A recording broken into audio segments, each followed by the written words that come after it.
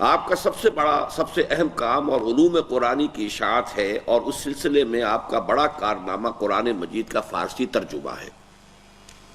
ہندوستان میں بہت کم لوگ عربی جانتے تھے، دفتری اور تعلیمی زبان فارسی تھی، لیکن اس زبان میں قرآن مجید کا کوئی ترجمہ رائج نہ تھا۔ نیچے نوٹ ہے کہ اگرچہ اس سے پہلے ایک شیخ سعدی نے ترجمہ کیا تھا، لیکن یہ کہ وہ بھی نہ دستیاب تھا اور نہ ہی وہ اس اعتبار سے معتبر تھا کہ وہ واقعتاً شیخ سعدی کا ہے یا صرف ان کی طرف منسوب کر دیا گیا ہے۔ ایک اور تفسیر بھی ہندوستان میں لکھی گئی تھی فارسی زبان میں۔ ظاہر بات ہے جب تفسیر لکھی گئی تو ساتھ ساتھ ہر آیت کا ترجمہ بھی فارسی میں کیا گیا تھا، لیکن وہ بھی کوئی ایسی شے نہیں تھی کہ جو زیادہ عام ہو سکی ہو۔ لہذا پہلا ترجمہ کہ جو عام ہوا، پھیلا اور لوگوں کے اندر جو ہے اسے قبول عام کی حیثیت حاصل ہوئی، وہ شاہ صاحب ہی کا ہے، شاہ ولی اللہ دہلوی رحمۃ اللہ علیہ کا فارسی کا ترجمہ۔ چنانچہ عام تعلیم یافتہ مسلمان گلستان، بوستان، سکندر نامہ اور شاہ نامہ تو پڑھتے اور سمجھتے، لیکن قرآن مجید سے جو ہدایات کا سرچشمہ ہے ناواقف رہتے۔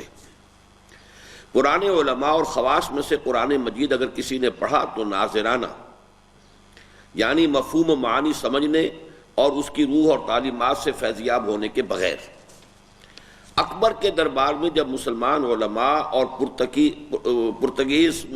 پورچوگیز مشنریوں میں مباحثے ہوئے، اور مشنریوں نے جو کلام مجید کے لاطینی ترجمے کی وجہ سے اس کے اندراجات سے خوب واقف تھے، کلام مجید کے بعض حصوں پر اعتراض کیے، تو اس وقت پتہ چلا کہ جن مسلمانوں نے عربی میں قرآن پڑھا بھی تھا، انہیں بھی اس کے مضامین اور اندراجات سے پوری طرح واقفیت نہ تھی۔ بسا اوقات یہ ہوتا کہ پادری کلام مجید کے کسی بیان پر اعتراض کرتے اور مسلمان کہہ دیتے کہ یہ تو قرآن میں ہے ہی نہیں، اور پھر جب کلام مجید کھول کر دیکھا جاتا تو وہ حوالے نکلتے۔ چنانچہ اس کا ایک بہت اہم واقعہ ہوا تھا شاہ جہاں کے دربار میں۔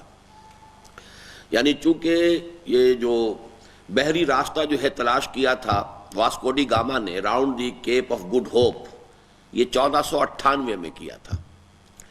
یہ جو ہم اس وقت پڑھ رہے ہیں یہ تو 1700 کے آس پاس ہم پہنچے ہوئے ہیں، یا 17ویں صدی جو ہے 1600 کے دوران پہنچے ہوئے۔ تو اس پورے عرصے کے دوران جو ہے یہ ویسٹرن جو ہے تاجر آنے شروع ہو گئے تھے، اور تاجروں کے ساتھ مشنریز بھی آتے تھے جو کہ عیسائیت کی تبلیغ کرتے تھے۔ تو یہ سارا جو بحری راستہ تھا، round of the Cape of Good Hope, یعنی افریقہ کے جنوبی کنارے سے ہو کر پھر یہ جو بحری راستہ کھلا ہے، اسی راستے سے پھر یہ یورپین کولونیلزم جو ہے وہ عالم مشرق پر حملہ آور ہوا ہے۔ تو ان میں پورچوگیز بھی تھے، اسپینیئرز جو ہیں وہ ادھر نہیں آئے، اسپینیئرز جو ہیں وہ زیادہ ویسٹ ورڈز گئے ہیں، وہ امریکہ کی طرف گئے ہیں، لیکن پورچوگیز تھے، پھر اس کے بعد فرینچ آئے، پھر اسی طریقے سے برٹش آئے، پھر ایسٹ انڈیا کمپنی بنی ہے برطانوی۔ تو یہ سارا دور شروع ہو گیا تھا، اس کا آغاز اکبر کے زمانے میں ہو گیا تھا۔ جب اکبر کے زمانے میں عیسائی مشنریوں کی آمد شروع ہو گئی تو کچھ مباحثے بھی شروع ہو گئے، کیونکہ اکبر نے تو خاص طور پر جو ہے اپنے دربار کو مذہبی مباحثوں کا ایک بڑا اکھاڑا بنایا ہوا تھا۔ وہ چونکہ تمام مذاہب کا ایک ملغوبہ تیار کرنا چاہتا تھا، تو اس میں یہ شکل پیش آتی تھی۔ اکبر کے بعد جہانگیر کا دور ہے، جہانگیر کے بعد شاہ جہاں کا دور ہے۔ شاہ جہاں کا معاملہ خاص طور پر یہ ہوا کہ اس سے بواسیر کی شکایت ہو گئی، اور ہندوستان میں کوئی جراح اس کا علاج نہیں کر سکے۔ پھر ایک انگریز پادری نے، مشنری ڈاکٹر نے آ کر آپریشن کیا اور اسے آرام ہو گیا۔ تو اس نے کہا مانگو کیا مانگتے ہو؟ تو شاہانہ انداز جو ہوتا ہے اسی شاہانہ انداز میں اس نے کہا کہ مانگو کیا مانگتے ہو؟ بہت خوش ہو کر انہوں نے کہا کہ ہمیں تجارتی حقوق دے دیے جائیں، اور یہ ہماری جو ہے تجارتی کوٹھیاں جو ہیں بنانے کی ہمیں اجازت دے دی جائے ہندوستان کے ساحل کے ساتھ ساتھ۔ اس وقت سے ہندوستان کی جو ہے باضابطہ تجارت جو ہے شروع ہوئی ہے، یورپین اقوام نے شروع کی ہے، اور ساحل کے ساتھ ساتھ انہوں نے اپنی کوٹھیاں بنانی شروع کر دی۔ اب یہ کوٹھیاں جو ہیں انہی میں پھر رفتہ رفتہ اسلحہ بھی آنا شروع ہوا۔ وہ جو بھی سامان آتا تھا تجارت کا، انہی کے کریٹس کے اندر اسلحہ بھی آتا تھا، تو یہ اسلحہ خانے بھی بنتے چلے گئے۔ اسی طرح ہوتے ہوتے پھر یہ ایسٹ انڈیا کمپنی جو تھی اس نے پھر بنگال میں جا کر جو ہے اپنی عسکری مہم کا آغاز کیا۔ لیکن اس وقت جو بات میں بتانا چاہتا ہوں وہ یہ ہے کہ شاہ جہاں کے دربار میں ایک بہت بڑا مناظرہ ہوا۔ عیسائی پادری نے کوئی آیت کوٹ کی۔ اب جو علماء تھے دربار کے، اور یہ سمجھ لیجئے کہ وہ چوٹی کے علماء ہوتے تھے، ظاہر بات ہے کہ دربار تک پہنچنا جو ہے وہ تو تمام بہت سے درجات طے کر کے ہی کوئی شخص جو ہے علماء میں بہت اونچا مقام حاصل کر کے ہی تو درباری یعنی وہ بنتا تھا۔ تو وہاں پر سب جتنے علماء تھے کہا یہ قرآن میں ہے ہی نہیں، اس نے آیت پڑھی، لوگوں نے کہا نہیں تم غلط کہہ رہے، قرآن میں یہ ہے نہیں. اس نے کہا منگاؤ قرآن، قرآن کھولا، اس نے دکھا دیا یہ. تو یہ حال ہو چکا تھا قرآن مجید سے بعد کا. یعنی اس کا تو کام صرف یہ تھا کہ اس کو پڑھتے جاؤ ثواب حاصل کرتے جاؤ، اللہ اللہ اور خیر صلی اللہ. اس پر غور و فکر علماء بھی نہیں کرتے تھے. غور و فکر کی شے وہ فقہ تھی. فقہ میں ظاہر بات ہے کہ پھر وہ بال کی کھال اتارنا اور اس کے اندر جو ہے پوری پیچیدگیوں میں جانا اور پوری گہرائیوں میں جانا اور پوری باریکیوں میں جانا، اس کی تو صلاحیت جو ہے بہت نکھری ہوئی تھی. لیکن یہ کہ یہ حال ہو چکا تھا کہ درباری علماء شاہ جہان کے دربار میں قرآن مجید کی ایک آیت کے بارے میں متفقہ طور پر یہ کہہ اٹھے کہ یہ قرآن کی آیت نہیں، اور پھر قرآن کھول کر انہیں دکھا دیا گیا. یہ حال ہو چکا تھا. شاہ صاحب کو اس بلعجبی کا احساس ہوا اور حج سے واپس آنے کے 5 سال بعد 1737-38 میں آپ نے فارسی زبان میں کلام مجید کا ترجمہ کیا.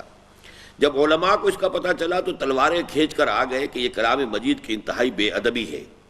بعض سوانح نگار لکھتے ہیں کہ اس مخالفت کی وجہ سے شاہ صاحب کی جان اس طرح خطرے میں پڑ گئی کہ انہیں کچھ عرصے کے لیے دہلی سے چلے جانا پڑا. اور میں آپ کو واقعہ بھی سنا چکا ہوں کل کہ ایک مرتبہ تو ایسا ہوا ہے کہ باقاعدہ سرحدی علاقے سے پٹھانوں کو بلا لیا گیا تھا انہیں قتل کرنے کے لیے، اور وہ فتح پوری کی مسجد اس کے دروازے کے باہر کھڑے ہوئے تھے، منتظر تھے کہ شاہ صاحب آئیں اور ہم انہیں قتل کر دیں.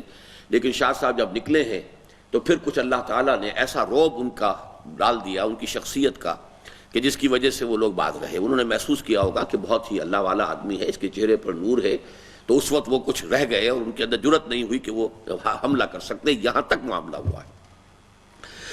لیکن بالآخر شاہ صاحب کی جرأت اور فرشناسی کامیاب ہوئی. انہوں نے لوگوں کو سمجھایا. یہ خاص طور پہ اس لیے میں تفصیل سے چاہتا ہوں کہ آپ سمجھ لیں کہ دعوت رجوع القرآن کا آغاز جو ہے وہ در حقیقت شاہ صاحب کی زندگی سے.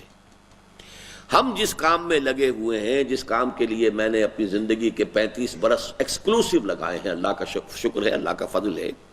اور پھر یہ کہ جس کام کے نتیجے میں انجمن خدام القرآن قائم ہوئی اور دوسری انجمنیں قائم ہوئی ہیں، یہ دورہ ترجمہ قرآن ہوا ہے، اردو میں ہوا ہے، اب میں انگریزی میں کر رہا ہوں، یہ قرآن اکیڈمیز بنی ہیں، قرآن کالج بنا، یہ سب در حقیقت اس کا نقطہ آغاز جو ہے وہ در حقیقت شاہ ولی اللہ دہلوی کی ذات گرامی ہے. اس سے پہلے جو بھی کام ہوا تھا جو کہ حضرت مجدد الفسانی نے کیا تھا، وہ در حقیقت ایک سیلاب کو روکنے کی بات تھی کہ وہ سیلاب جو آ رہا تھا وحدت ادیان کے راستے سے یا ہمہ اوسطی تصور کے راستے سے، تصوف کے راستے سے، جس سے کہ ملت اسلامیہ کا تشخص ختم ہو رہا تھا، اس سیلاب کے آگے بند باندھ دیا حضرت مجدد الفسانی رحمۃ اللہ علیہ نے. لیکن اصل میں جس کو ہم کہیں گے کہ تجدیدی مساعی جو ہیں مثبت طور پر شروع ہوئی ہیں، وہ در حقیقت شاہ ولی اللہ دہلوی رحمۃ اللہ علیہ کی ذات گرامی سے. لیکن بالآخر شاہ صاحب کی جرأت اور فرشناسی کامیاب ہوئی. انہوں نے لوگوں کو سمجھایا کہ کلام اللہ اس لیے نہیں آیا کہ اسے ریشمی جزدانوں میں لپیٹ کر طاق پر تبرک کر رکھا جائے، یا جس طرح دوسری قومیں منتر پڑھا کرتی ہیں ہم اسے طوطے کی طرح بغیر سمجھے پڑھ دیں. یہ کتاب انسانی زندگی کے متعلق اہم ترین حقائق کو بے نقاب کرتی ہے. اس کے نازل ہونے کا مقصد یہ تھا کہ لوگ اسے پڑھیں اور ان حقائق کو اپنی زندگی کا دستور العمل بنائیں، اور اس کے لیے رائج الوقت زبانوں میں اس کا ترجمہ ضروری ہے. چنانچہ آہستہ آہستہ معترضین کی مخالفت کم ہوئی اور نہ صرف شاہ صاحب کے ترجمے نے رواج پایا بلکہ اردو اور دوسری زبانوں کے ترجموں کی راہ ہم پیدا ہو گئی.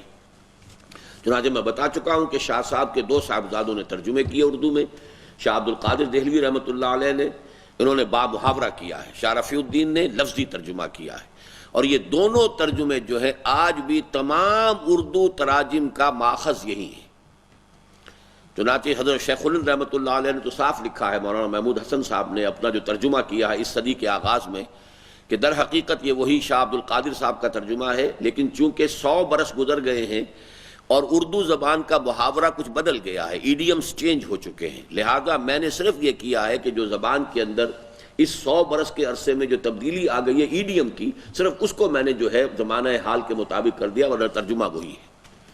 تو شاہ صاحب کا ترجمہ فارسی میں، اور شاہ صاحب کے 2 بیٹوں کا ترجمہ اردو میں، اور شاہ صاحب کے ایک بیٹے کی تفسیر عزیزی، یہ شاہ عبد العزیز صاحب نے لکھی.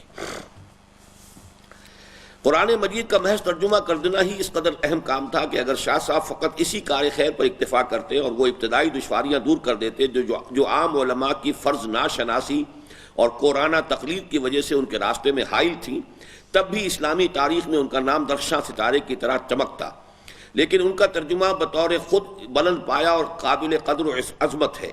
ترجمے کی مخالفت بیشتر تو تقلید اور امور مذہب میں مغز کو چھوڑ کر استخوان کے پیچھے دوڑنے کی وجہ سے تھی۔ یعنی عام طور پر جو لوگ ترجمے کی مخالفت کرتے تھے وہ تو اپنے تقلیدی انداز میں کرتے تھے، لیکن ایک بات بھی تھی، یعنی ایک پازیٹیو دلیل بھی تھی ترجمہ نہ کرنے کی۔ وہ پازیٹیو دلیل کیا ہے؟ لیکن اس میں شک نہیں کہ قرآن مجید کے ترجمے میں ہزاروں دقتیں ہیں۔ ترجمے میں لفظی صحت کو برقرار رکھنا اور اس کے ساتھ ساتھ قرآن کے بلیغ معنی اور اس کی ادبی شان کو اس پر قربان نہ ہونے دینا اس قدر مشکل ہے کہ آج جبکہ ہمیں قرآن مجید کے ترجموں میں 200 سال کی مشق سے اور قوم کے بہترین علماء و ادباء نے اس قومی خدمت پر توجہ کی ہے، ایک بھی ترجمہ ایسا نہیں جسے تسلی بخش کہا جا سکے۔ پہلی بات تو یہ سمجھ لیجئے کہ کوئی ترجمہ اصل متن کا قائم مقام نہیں ہو سکتا۔ It's a rule without any exception. آپ شیکسپیئر کو پڑھیے انگریزی زبان میں اور اس کا ترجمہ کر دیجئے کسی زبان میں، وہ تاثیر ہی نہیں ہوگی۔ زبان کی ادبیت، اس کی چاشنی، اس کی تاثیر جو ہے کسی دوسری زبان میں منتقل نہیں ہو سکتی۔ اب کنٹینٹس جو ہیں وہ تو منتقل کر سکتے ہیں، مفہوم جو ہے، مراد جو ہے، اس کو کسی درجے میں لا سکتے ہیں، لیکن جو اس کی تاثیر ہوتی ہے، اس کی فصاحت ہے، اس کی بلاغت ہے، اس کی چاشنی ہے، اس کی حلاوت ہے، وہ کسی ترجمے میں آ ہی نہیں سکتی۔ نمبر ایک۔ نمبر دو، عربی زبان جو ہے اس کے اندر اس قدر اسالیب ہیں کہ بعض جگہوں پر ایک ایک جگہ پر دو دو تین تین احتمالات ہیں۔ ترجمہ یوں بھی ہو سکتا ہے، یوں بھی ہو سکتا ہے، یوں بھی ہو سکتا ہے۔ ترجمہ جب آپ کریں گے تو اردو زبان میں آپ کے پاس وہ تعبیرات نہیں ہے، یا کسی اور دوسری زبان میں وہ تعبیرات نہیں ہے کہ تمام احتمالات کو برقرار رکھ سکیں۔ ترجمے میں آپ کو کسی ایک احتمال کو لینا پڑے گا، حالانکہ متن کے اندر اس کا دوسرا احتمال بھی تھا، اس کا یہ ترجمہ بھی ہو سکتا تھا، اس کا یہ ترجمہ بھی ہو سکتا تھا۔ ترجمہ جب آپ کریں گے تو وہ تو ایک ہی احتمال رہ جائے گا۔ تو دوسری جو ہے بنیادی سبب یہ تھی، وجہ یہ تھی کہ جس کی وجہ سے لوگ ترجمے کی مخالفت کرتے تھے۔ تیسری بات اور اہم ترین بات یہ ہے کہ اس سے پہلے جو آسمانی کتابوں کے گم ہو جانے کا سبب تھا وہ یہ تھا کہ جب ترجمے ہو گئے تو لوگوں نے تمام تر توجہ ترجمے پر کر دی اور متن کی فکر نہ رہی، اور متن گم ہو گیا۔ یہی وجہ ہے کہ آج انجیل کا کوئی متن موجود نہیں۔ انجیل کا جو سب سے پرانا نسخہ ملتا ہے وہ بھی در حقیقت ترجمہ ہے یونانی زبان میں، گریک ٹرانسلیشن۔ حالانکہ ظاہر بات ہے حضرت مسیح علیہ السلام جو ہے وہ تو شام میں پیدا ہوئے، فلسطین کے علاقے میں پیدا ہوئے، وہیں انہوں نے اپنی دعوت و تبلیغ کے سارے مراحل طے کیے، وہیں پیدا ہوئے، پلے بڑھے، کہیں اور کسی ملک میں وہ گئے ہی نہیں۔ بچپن میں مصر تھوڑی دیر کے لیے ان کی والدہ لے گئی تھیں، لیکن یہ کہ اس کے علاوہ تو اب ظاہر بات ہے وہاں پہ 3 زبانیں ہی ہو سکتی تھیں، یا تو عبرانی زبان تھی، وہ اہل علم کی زبان تھی، ہیبریو، وہ جو تھی چونکہ یہودی، یہ تو سارا علاقہ یہودیوں کا تھا، یہودیوں کی پرانی مقدس زبان جو ہے وہ جو ہے عبرانی تھی، جیسے آج ہمارے لیے عربی ہے۔ تو جو اہل علم تھے وہ تو عبرانی بولتے تھے یا عبرانی میں لکھتے تھے۔ باقی جو وہاں کی لوکل لینگویجز تھیں وہ یا آرامائک تھی اور یا سیریک تھی، سریانی زبان یا آرامی زبان۔ آرامی زبان، سریانی زبان اور ہیبریو میں کوئی قدیم نسخہ انجیل کا موجود نہیں ہے۔ دی اولڈسٹ ٹیکسٹ جو ہے وہ صرف ترجمہ ہے جو کہ یونانی گریک زبان میں ہوا ہے۔ یہ اصل میں سبب ہو جاتا ہے اصل ٹیکسٹ کے گم ہو جانے کا کہ توجہ جو ہے لوگوں کی وہ کل کی کل مرکوز ہو جاتی ہے ترجمے پر۔ یہی وجہ ہے کہ میں بھی شدت کے ساتھ مخالف رہا ہوں، اور پاکستان میں کچھ لوگوں نے یہ دھندا شروع کیا تھا کہ قرآن مجید کے متن کے بغیر ترجمہ شائع کر دیں، صرف اردو ترجمہ قرآن کا جو ہے وہ شائع ہو رہا ہے۔ یہ چیز یقیناً بہت بڑا فتنہ تھی اور اس کی مخالفت ہوئی ہے اور وہ صحیح ہوئی ہے۔ ہم نے مسلمانوں نے بہرحال اصل جو ہے اپنی توجہ متن کے اوپر مرکوز رکھی ہے، اور متن کو محفوظ رکھنا بہت ضروری ہے۔ اصل کلام تو اللہ کا اس متن، وہ متن جو ہے وہ کلام اللہ ہے، ترجمہ کلام اللہ نہیں ہے۔ لیکن لوگوں کو سمجھانے کے لیے تو ان کی اپنی لوکل لینگویجز کے اندر ان کی مادری زبانوں میں ترجمہ کر کے سمجھانا ضروری ہے۔ تو یہ ہے اصل میں کہ دونوں چیزوں کی اپنی جگہ پر اہمیت ہے۔ علماء اگر مخالفت کرتے تھے تو کوئی سبب بھی تھا، لیکن اس میں جو شدت انہوں نے اختیار کر لی کہ گویا کہ ترجمہ کرنا کفر ہو گیا اور ترجمے سے جو ہے وہ لوگوں کے اندر جو ہے بہت سے مغالطے پیدا ہو جائیں گے، تو یہ ایک وہ بات تھی کہ جس کا مقابلہ شاہ ولی اللہ جیسی شخصیت ہی کر سکتی تھی۔ کسی اور شخص کے اندر یہ ہمت نہیں ہو سکتی تھی کہ وہ علماء کے متفقہ مخالفت کے باوجود وہ کام کر گزرے۔ ترجمے کی مخالفت بیشتر تو تقلید اور امور مذہب میں مغز کو چھوڑ کر استخا کے پیچھے دوڑنے کی وجہ سے تھی۔ یہ آپ سمجھ گئے کیا مطلب ہے اس کا؟ استخا کسے کہتے ہیں؟ ہڈی کو۔ یہ اصل میں مولانا روم کا ایک شعر ہے، یہ اس سے یہ الفاظ لیے گئے، ماز قرآن مغز ہا برداشتیم۔ یہ آپ ذرا لکھ لیا کریں، یہ چیزیں کام دیں گی آپ کو۔ ماز قرآن مغز ہا برداشتیم، استخا پیش سگا انداختے۔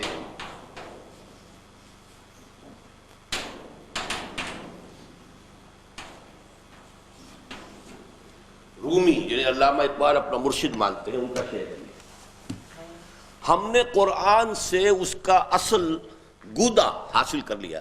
ہڈی ہے نا، آپ ہڈی کو چوس لیتے ہیں، اس کے اندر سے گودا ہوتا ہے، وہ نکال لیتے ہیں، ہڈی پھینک دیتے ہیں۔ تو ہم نے اس میں سے اصل گودا تو نکال لیا ہے، اور ہڈی جو ہے وہ کتوں کے آگے پھینک دی ہے۔ حالانکہ ایک اعتبار سے یہ قرآن مجید کی توہین بھی بن جاتا ہے یہ شعر۔ یہ قرآن میں کوئی شے ہڈی نہیں ہے، کوئی شے قرآن کی پھینک دینے کے قابل نہیں ہے۔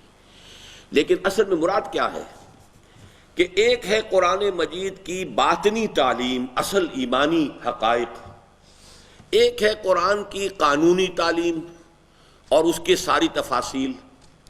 اب وہ جو میں نے آپ کو بتایا تھا کہ صوفیاء اور علماء کے مابین یہی چپکڑی شروع ہو گئی تھی، ایک دوسرے پر پھپتیاں چست کرنے کی، یہ صرف ظاہر بین ہے، ان کو ظاہر سے تعلق ہے، انہیں کیا غرض اس سے کہ اصل سے کیا ہے۔ ادھر وہ کہتے تھے جی انہیں کیا پتا قانون اسلامی کا، یہ تو اپنے ہی خیالات اور تصورات کے اندر مگن ہیں۔ تو یہ جو ان کے درمیان چپکرش چلتی تھی، اسی کا ایک مظہر یہ ہے کہ مولانا روم بھی بہرحال صوفیاء میں سے تھے، شیخ ابن عربی کے بہت بڑے مفسر سمجھ لیجئے، بہت بڑے ان کے پیروکار ہیں ابن عربی، محی الدین ابن عربی کے، شیخ اکبر کے، لہذا انہوں نے بھی وہی پھپتی چست کی ہے مولویوں پر، فقیہوں پر، کہ یہ تو ظاہری جو ڈھانچہ ہے شریعت کا اسی کے اوپر لڑ جھگڑ رہے ہیں۔ آیا اتنے ڈول پانی نکالنے سے کنواں پاک ہو جائے گا یا نہیں ہوگا؟ کتنے سائز کا ہو پانی کا وہ حوض تو وہ پاک ہوگا، اور کتنا سائز اس سے اگر 1 انچ کم رہ گیا تو پانی ناپاک ہو جائے گا۔ ظاہر بات ہے قانون جو ہے وہ، قانون کی تو موشگافیاں ایسی ہوتی ہیں، قانون میں ذرا ادھر سے ادھر کے فرق سے کیا ہوتا ہے۔ آپ کو معلوم ہے سپریم کورٹ کے 4 ججز نے ذوالفقار علی بھٹو کو پھانسی کا حکم دیا، اور 3 جو ہے وہ اسے بری کر رہے تھے۔ تو قانون کے اندر تو ذرا سی بات سے زمین و آسمان کا فرق واقع ہو جاتا ہے۔ تو انہوں نے یہ گویا کہ پھپتی چست کی ہے فقہا پر یا مولویوں پر یا ظاہر بین مفتیوں پر، کہ ہم نے تو قرآن سے اس کی اصل تعلیم ایمان، وہ جو شاید آپ کو یاد ہو، میں نے آپ کو ایک شعر اور بھی سنایا تھا کہ چند خانی حکمت یونانیہ، یہ بھی مولانا رومی کا ہے۔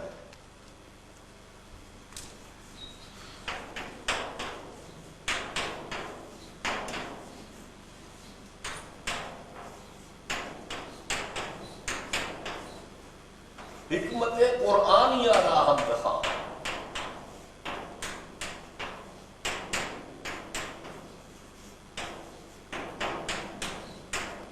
کب تک یونانیوں ہی کا فلسفہ پڑھتے رہو گے؟ چند خانی حکمت یونانیہ۔ اے مسلمان متکلمین اور فلسفیوں، کب تک تم یونانیوں ہی کے فلسفے کو اور حکمت کو پڑھتے رہو گے؟ حکمت قرآنیہ راہم بخواہ، قرآن کی حکمت اور فلسفے کو سمجھنے کی کوشش کرو۔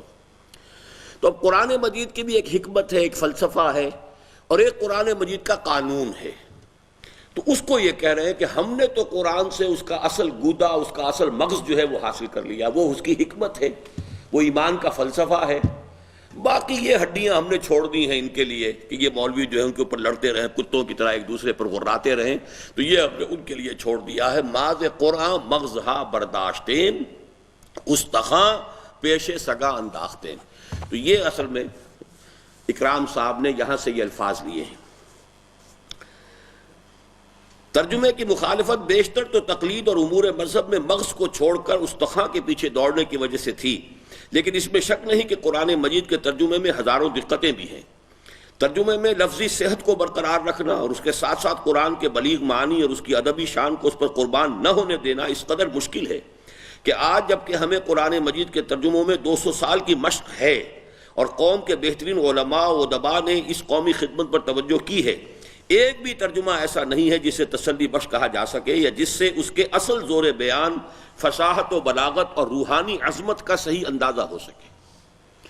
شاہ ولی اللہ کے ترجمے کے متعلق یہ تو نہیں کہا جا سکتا کہ اس سے بہتر ترجمہ نہیں ہو سکتا، اور اصل میں ضرورت یہ ہے کہ مستند اور بلند پایہ ترجمے کے لیے علماء اور اہل قلم کی ایک پوری جماعت یہ فرض ادا کرے۔ یہ بہت اہم نکتہ ہے جو بیان کیا انہوں نے، کہ اصل میں ترجمہ جو ہے کسی ایک شخص کے کرنے کا کام نہیں۔ اس کی وجہ کیا ہے؟ ہر شخص کا اپنا ایک بینٹ آف مائنڈ ہوتا ہے، اینگل آف ویو ہے، اس کے اپنے ذہن کی ایک ساخت ہے۔ اب دیکھیے یہی میز ہے، میں نے پہلے بھی مثالیں دی ہیں آپ کو، آپ بھی اس میز کو دیکھ رہے ہیں، وہ بھی دیکھ رہے ہیں، لیکن ہر ایک کے ریٹینا پر یہ جو حساس پردہ ہے ہماری آنکھ کا، اس پر اس کی تصویر مختلف بن رہی ہے۔ میز ایک ہی ہے، جب اس اینگل سے دیکھا جائے گا تو کچھ اور نظر آئے گی، اس اینگل سے دیکھا جائے گا کچھ اور نظر آئے گی، اور ہر انسان کا اپنا ایک اینگل آف ویو ہوتا ہے، اس کا اپنا ایک بینٹ آف مائنڈ ہے، اس کے اپنے ذہن کی ایک ساخت بن چکی ہے، اپنے مزاج کی ایک افتاد ہے، تو وہ قرآن مجید کو اسی اینگل سے دیکھے گا۔ تو ایک آدمی کا جو دیکھنا ہے وہ کافی نہیں ہے، 10 آدمی یہ کام کر رہے ہوں اور پھر وہ بیٹھ کر اپنے جو ہے نوٹس کو کمپیئر کریں، پھر ڈسکس کریں اور پھر کسی ترجمے پر آنے کی کوشش کریں، تو وہ ہے اصل میں کرنے کا کام۔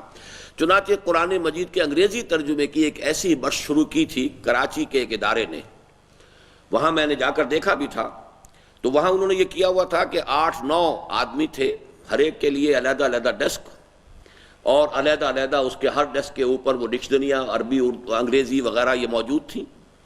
اب وہ صبح کے وقت 8-10 آدمی جمع ہوتے تھے اور طے کر لیتے تھے کہ آج فلاں آیت سے فلاں آیت تک کا ترجمہ کرنا ہے۔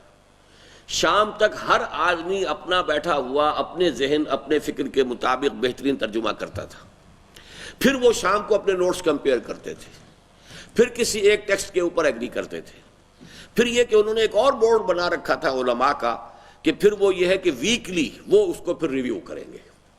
تو یہ میرے نزدیک بہت سائنٹیفک انداز تھا، مجھے معلوم نہیں ہے کہ وہ کام اس طریقے سے پایا تکمیل کو پہنچ چکا یا نہیں۔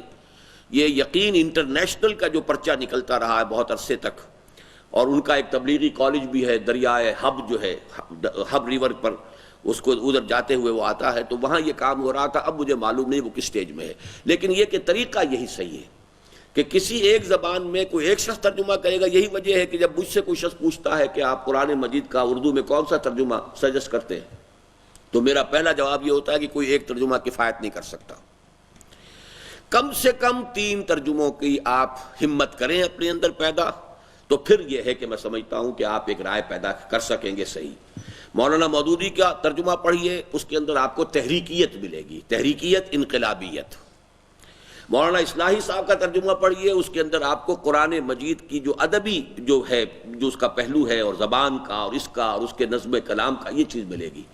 اور تیسرا یہ کہ کم سے کم مولانا شبیر احمد عثمانی رحمۃ اللہ علیہ کے حواشی جو ہیں وہ بھی پڑھیے، اس سے آپ کو تصوف اور جو باطنی کیفیت کی جو چاشنی ہے وہ میسر آئے گی۔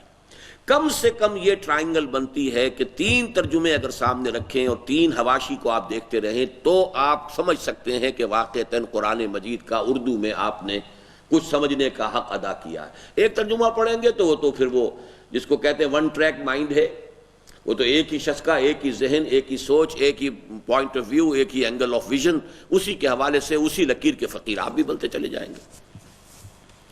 تو بہت اچھا جملہ لکھا ہے یہ شیخ صاحب نے کہ اصل میں ضرورت یہ ہے کہ مستند اور بلند پایہ ترجمے کے لیے علماء اور اہل قلم کی ایک پوری جماعت یہ فرض ادا کرے، لیکن اکثر باتوں میں وہ موجودہ اردو ترجموں سے کہیں بہتر ہے، یعنی شاہ صاحب کا فارسی ترجمہ۔ اور اس میں کوئی شک نہیں کہ قرآن مجید کا ترجمہ کرنے والے میں جن خصوصیتوں کی ضرورت ہے وہ شاہ صاحب سے بڑھ کر آج تک کسی مترجم میں جمع نہیں ہو سکی۔ یعنی میرا خود کہنا یہ ہے کہ شاہ صاحب کے بارے میں میری رائے یہ ہے کہ دور صحابہ کے بعد علمی اعتبار سے 3 شخصیتوں کو میں عظیم ترین سمجھتا ہوں: امام غزالی، امام ابن تیمیہ اور شاہ ولی اللہ دہلوی۔ اور ان میں نسبت میرے نزدیک یہ ہے کہ شاہ ولی اللہ دہلوی مساوی ہیں ابن تیمیہ جمع امام غزالی، دونوں کو جمع کریں گے تو شاہ ولی اللہ کی شخصیت بنے گی، کیونکہ امام غزالی زیادہ تصوف کی طرف ان کا رجحان ہے، ابن تیمیہ کا جو ہے قرآن کا متن اور سنت رسول کی جو اصل حیثیت ہے اس کے اعتبار سے، اور شاہ صاحب میں یہ دونوں چیزیں جو ہیں جمع ہیں، جامع ظاہر و باطن، جامع معقول و منقول، یہ چار جو ہیں ڈائمنشنز ہیں، ایک منقول ہے، ایک معقول ہے، یعنی قرآن حدیث سے یہ چیزیں ہمیں مل رہی ہے، ایک ہے عقل، منطق اور فلسفہ، عقل کیا کہہ رہی ہے، منطق کیا کہہ رہی ہے، تو معقول و منقول، اور ظاہر و باطن، ایک ہے قرآن کا اور اسلام کا ظاہری قانونی پہلو، ایک ہے اس کا باطنی پہلو، تو جب ان چاروں کو جمع کریں گے آپ تب جا کر جو ہے در حقیقت ایک جو ہے وہ صحیح تصور بنے گا۔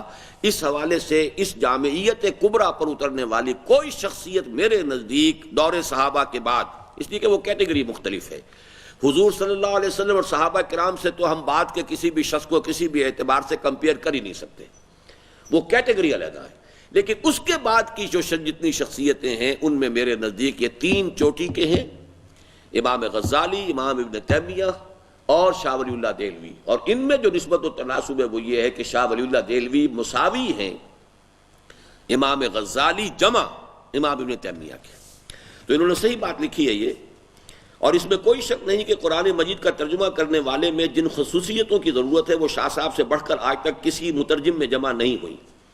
مولانا نذیر احمد کہتے ہیں فی الحقیقت قرآن کے مترجم ہونے کے لیے جتنی باتیں درکار تھیں ترجمے سے ثابت ہوتا ہے وہ سب مولانا شاہ ولی اللہ دہلوی میں علی وجہ الکمال پائی جاتی تھی، اور سب سے بڑی بات یہ کہ مولانا صاحب کی نظر تفاسیر اور احادیث اور دین کی کتابوں پر ایسی وسیع ہے کہ بس انہی کا حصہ تھا، یعنی یہ منقول کا پہلو آ گیا۔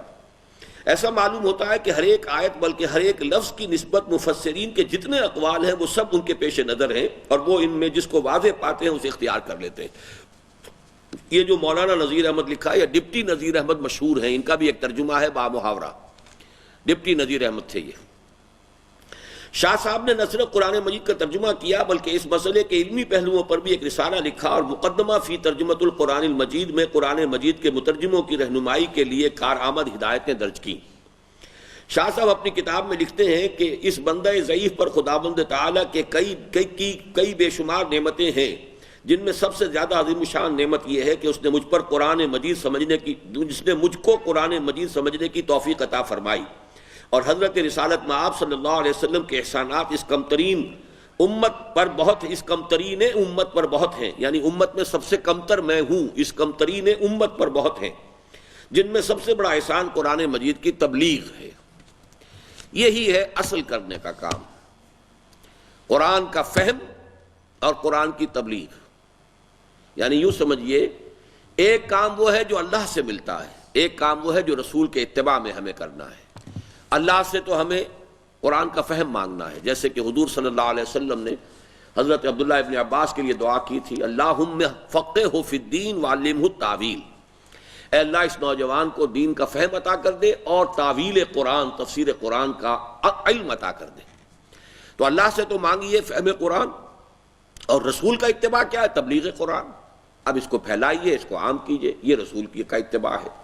تو شاہ صاحب کہہ رہے ہیں کہ مجھ پر اللہ کی جو بے شمار نعمتیں ہیں ان میں سب سے بڑی نعمت یہ ہے کہ اس نے مجھے قرآن مجید کو سمجھنے کی توفیق دی، اور رسول صلی اللہ علیہ وسلم کا جو سب سے بڑا احسان ہے وہ یہ ہے کہ جیسے انہوں نے تبلیغ فرمائی قرآن مجید کی، ایسے ہی جیسے کہ آپ نے فرمایا فَلْيُبَلِّغِ الشَّاهِدُ الْغَائِبَ، اب پہنچاؤ وہ جن تک میں نے پہنچا دیا ان کی ذمہ داری ہے کہ آگے پہنچائیں، اور بلغوا انی ولو آیتن، پہنچاؤ میری جانب سے خواہ ایک ہی آیت۔ تو میں اسی کام کے اندر جو ہے میں نے اپنی زندگی لگائی ہے۔ قرآن مجید کی تبلیغ شاہ صاحب نے فقط ترجمہ کر کے ہی نہیں کی بلکہ علم تفسیر کے متعلق کتابیں بھی لکھیں، جن میں الفوز الکبیر فی اصول التفسیر خاص طور پر قابل ذکر ہے۔ اس کتاب کے 4 باب ہیں جن میں علوم قرآنی اور مطالعہ قرآن کے مختلف پہلوؤں پر تبصرہ کیا ہے۔ دوسرے باب میں آپ نے مسئلہ نسخ پر مجتہدانہ انداز سے نظر ڈالی ہے، اور وہ آیات منسوخہ جن کی تعداد بعض لوگوں کے نزدیک 500 کے قریب تھی، اور جن کی تعداد جلال الدین سیوطی رحمۃ اللہ علیہ نے بھی 20 مقرر کی تھی، 4 سے زیادہ تسلیم نہیں کی۔ یہ ذرا علم قرآن کا ایک مشکل مسئلہ ہے، ناسخ و منسوخ۔ ناسخ و منسوخ کے ایک حکم پہلے آیا اور اس کے بعد دوسرا حکم آیا تو گویا کہ پہلا منسوخ ہو گیا۔ جیسے مثلا پہلے یہ رعایت دی گئی تھی کہ اگر کوئی شخص روزہ نہ رکھے تو ایک مسکین کو کھانا کھلا دیا کرے، پھر جب رمضان کے روزوں کی فرضیت کا حکم آیا یہ حکم جو ہے ساقط ہو گیا، اور صرف حضور نے اس کو باقی رکھا ہے کس کے لیے کہ جو انتہائی بوڑھا ہے یا ایسا مریض ہے کہ روزہ رکھنے سے جان جانے کا اندیشہ ہے تو اس کے لیے باقی رکھا، صحت مند آدمی کے لیے یہ اب اس کی رعایت باقی نہیں رہی، تو گویا کہ وہ آیت کا وہ حصہ منسوخ ہو گیا۔ یا اسی طرح پہلے حکم تھا کہ ہر مسلمان اپنی وصیت لکھ کر ہر وقت اپنے پاس رکھے، اس لیے کہ قانون وراثت ابھی معین طور پر آیا نہیں تھا، تو سورہ بقرہ میں حکم ہے کہ اگر کچھ بھی مال چھوڑ کر جا رہے ہو تو وصیت کر کے جاؤ تاکہ والدین کو بھی کچھ حصہ مل سکے، یہ نہ ہو کہ بس ایک بڑا بیٹا جو ہے وہ ساری وصیت پر قابض ہو کر بیٹھ جائے۔ لیکن جب وہ قانون وراثت نازل ہو گیا تو وصیت کا یہ حکم جو ہے یہ اب گویا کہ اس طریقے سے لازم نہیں رہا، بلکہ اس کو کہا گیا کہ وصیت کرے گا بھی تو صرف 1/3 کے اندر وہ وصیت نافذ ہوگی، 2/3 پر وہی قانون جو ہے اللہ نے جو نازل کر دیا ہے اسی کا نفاذ ہوگا، اور وہ وصیت بھی وارث کے حق میں نہیں ہو سکتی، یعنی جس کا حصہ اللہ تعالیٰ نے وراثت میں خود قرآن میں مقرر کر دیا ہے اس کے لیے وصیت نہیں ہو سکتی، وصیت کسی غیر وارث کے لیے ہو سکتی ہے، کسی ادارے کو آپ 1/3 حصہ اپنا دے دینا چاہیں کسی اور نیک کام میں، کسی یتیم کو، کسی مسکین کو، کسی اور کام میں وہ آپ دے سکتے ہیں، لیکن وارث جو معین کر دیے گئے ہیں ان کے حق میں جو ہے وہ وصیت نہیں کی جا سکتی۔ اس طرح قرآن مجید کے اندر ناسخ و منسوخ کی آیات کا ایک خاص فن رہا ہے، تو کسی زمانے میں تو 500 آیتیں گویا کہ 6500 میں سے 1/13 قرآن جو ہے سمجھا گیا تھا کہ یہ منسوخ ہو چکا ہے۔ جلال الدین سیوطی رحمۃ اللہ علیہ نے پھر جرح کی کہ نہیں، یہ منسوخی کا یہ مطلب نہیں ہے اور یہ بہت ہی غلط رائے ہے، تو 20 آیات کو تعین کیا انہوں نے کہ یہ 20 آیتیں منسوخ ہوئی ہیں قرآن کی، منسوخ التلاوت نہیں ہے، پڑھی جائیں گی، قرآن مجید کی آیات شمار کی جائیں گی لیکن ان کا حکم باقی نہیں رہا۔ شاہ صاحب نے اس کے اندر اور کمی کی ہے، تطبیق کر کے دکھا دیا کہ یہ بھی منسوخ نہیں ہے، بلکہ ان میں سے صرف 4 کو انہوں نے تسلیم کیا ہے کہ یہ 4 آیات ایسی ہیں کہ جو واقعتاً ہم مانیں گے کہ یہ اب منسوخ ہیں حکم کے اعتبار سے۔ فوز الکبیر کے بعد اندراجات سے خیال ہوتا ہے کہ شاہ صاحب قرآنی ارشادات کو وسیع سے وسیع مفہوم میں دینا چاہتے تھے۔ یہ لفظ جو ہے وہ شاید آپ نے میرے دروس میں کبھی سنا ہو کہ ایک تعویل خاص ہوتی ہے، ایک تعویل عام ہوتی ہے۔ تعویل خاص یہ ہے کہ قرآن مجید کی جو آیت یا سورت جس ماحول میں نازل ہوئی، جس وقت نازل ہوئی، کوئی خاص واقعہ پیش نظر تھا یا کوئی خاص حالات تھے، اس کانٹیکسٹ میں رکھ کر سمجھا جائے کہ جب یہ آیت نازل ہوئی تو اس کا کیا مفہوم سمجھا گیا ہوگا۔ ایک یہ کہ اس کے الفاظ کے اوپر غور کیا جائے، چھوڑ دیجئے اس کو کہ کانٹیکسٹ کیا تھا، کب نازل ہوئی ہے، فرض کیجئے آج ہی نازل ہو رہی ہے یہ آیت، تو الفاظ کے عموم سے نتیجہ نکالا جائے۔ اسی لیے ایک جملہ جو ہے مفسرین کہا کرتے ہیں، اس کو بھی لکھ لیجئے،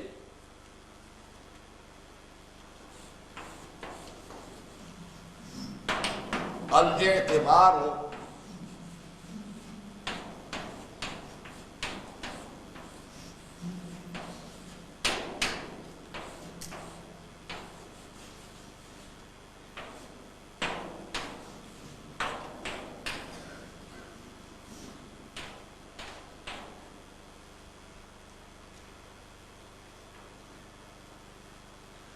الاعتبار لعموم اللفظ لا لخصوص السبب، اعتبار الفاظ کے عموم کا کیا جائے گا، سبب نزول کے خصوص کا نہیں کیا جائے گا۔ ایک آیت نازل ہوئی خاص پس منظر میں، خاص واقعہ تھا، اسے ہم کہتے ہیں شان نزول، اسی کو سبب نزول بھی کہتے ہیں۔ لیکن یہ کہ اب ایک تو یہ کہ آپ اس کانٹیکسٹ میں رکھ کر دیکھیے، ایک یہ ہے کہ الفاظ کو جنرلائز کیجئے، عموم اللفظ، الاعتبار لعموم اللفظ لا لخصوص السبب، لا خصوص السبب، یعنی سبب نزول کیا تھا، کس واقعے پر یہ آیت نازل ہوئی تھی، اس کو مد نظر نہیں رکھا جائے گا، بلکہ یہ دیکھا جائے گا کہ الفاظ کا عموم کیا تقاضا کرتا ہے۔ آپ کا تھوڑا سا عربی کا امتحان لے لوں، یہ الاعتبار لخصوص اللفظ لعموم اللفظ، اس کی ترکیب نحوی کریں گے؟ ترکیب نحوی کرنی سیکھیے، یہ ذرا نکال دو بھائی، لا لخصوص سبب نکال دو اس میں سے، یہ ذرا میں بعد میں لوں گا لیکچر کے بعد، اس کی ترکیب نحوی آپ لوگ سب کیجئے گا کاغذ کے اوپر، پھر دیکھتا ہوں کیا کتنی عربی سمجھی ہے آپ نے ابھی تک۔ اچھا چلیے ابھی تو اس کو پڑھیں گے ہم آگے۔ فوز الکبیر کے بعد اندراجات سے خیال ہوتا ہے کہ شاہ صاحب قرآنی ارشادات کو وسیع سے وسیع مفہوم دینا چاہتے تھے، وہ مختلف آیتوں اور صورتوں کے متعلق اسباب نزول کا خیال رکھتے ہیں، یعنی یہ ضروری ہے، خیال رکھنا چاہیے، یہ گویا کہ وہ ہے جو میں نے کہا ہے کہ جو ایک کانٹیکسٹ کے اندر التاویل الخاص جو ہے، لیکن اس بات کی بھی کوشش کرتے ہیں کہ اس سے کلام مجید کے اصلی مقصد پر پردہ نہ پڑ جائے۔ چنانچہ باب اول میں لکھتے ہیں، یہ ترجمہ کیا ہے شیخ صاحب نے، عام مفسرین نے ہر ایک آیت کی کو خواہ مباحثے کی ہو یا احکام کی ایک قصے کے ساتھ ربط دیا ہے، اور اس قصے کو اس آیت کے لیے سبب نزول مانا ہے، لیکن حق یہ ہے کہ نزول قرآنی سے مقصود اصلی نفوذ بشریہ کی تہذیب اور ان کے باطل عقائد اور فاسد اعمال کی تردید ہے۔ اس لیے آیات مناظرہ کے نزول کے لیے متکلمین میں عقائد باطلہ کا وجود، اور آیات احکام کے لیے ان میں اعمال فاسدہ اور مظالم کا شیوع، اور آیات تذکیر کے نزول کے لیے ان کا بغیر ذکر آلاء اللہ و ایام اللہ اور موت و واقعات بعد الموت کے بیدار نہ ہونا اصلی سبب ہوا۔ اب یہ ذرا وہ پرانی زبان ہے نا کہ اصل سبب کیا ہے قرآن کے نزول کا، وہ تو یہ ہے کہ لوگ جو ہیں موت کو بھولے ہوئے ہیں، موت کے بعد کے واقعات کو بھولے ہوئے ہیں، اور جو بھی انسان کی سعادت کے لیے اور اس کی کامیابی کے لیے اسباب ہونے چاہیے ان سے صرف نظر کیا ہوا ہے۔ تو گویا ان تمام غلط راستوں سے ہٹا کر حقیقت کی طرف لے کر آنا، یہ سبب نزول ہے پورے قرآن کا۔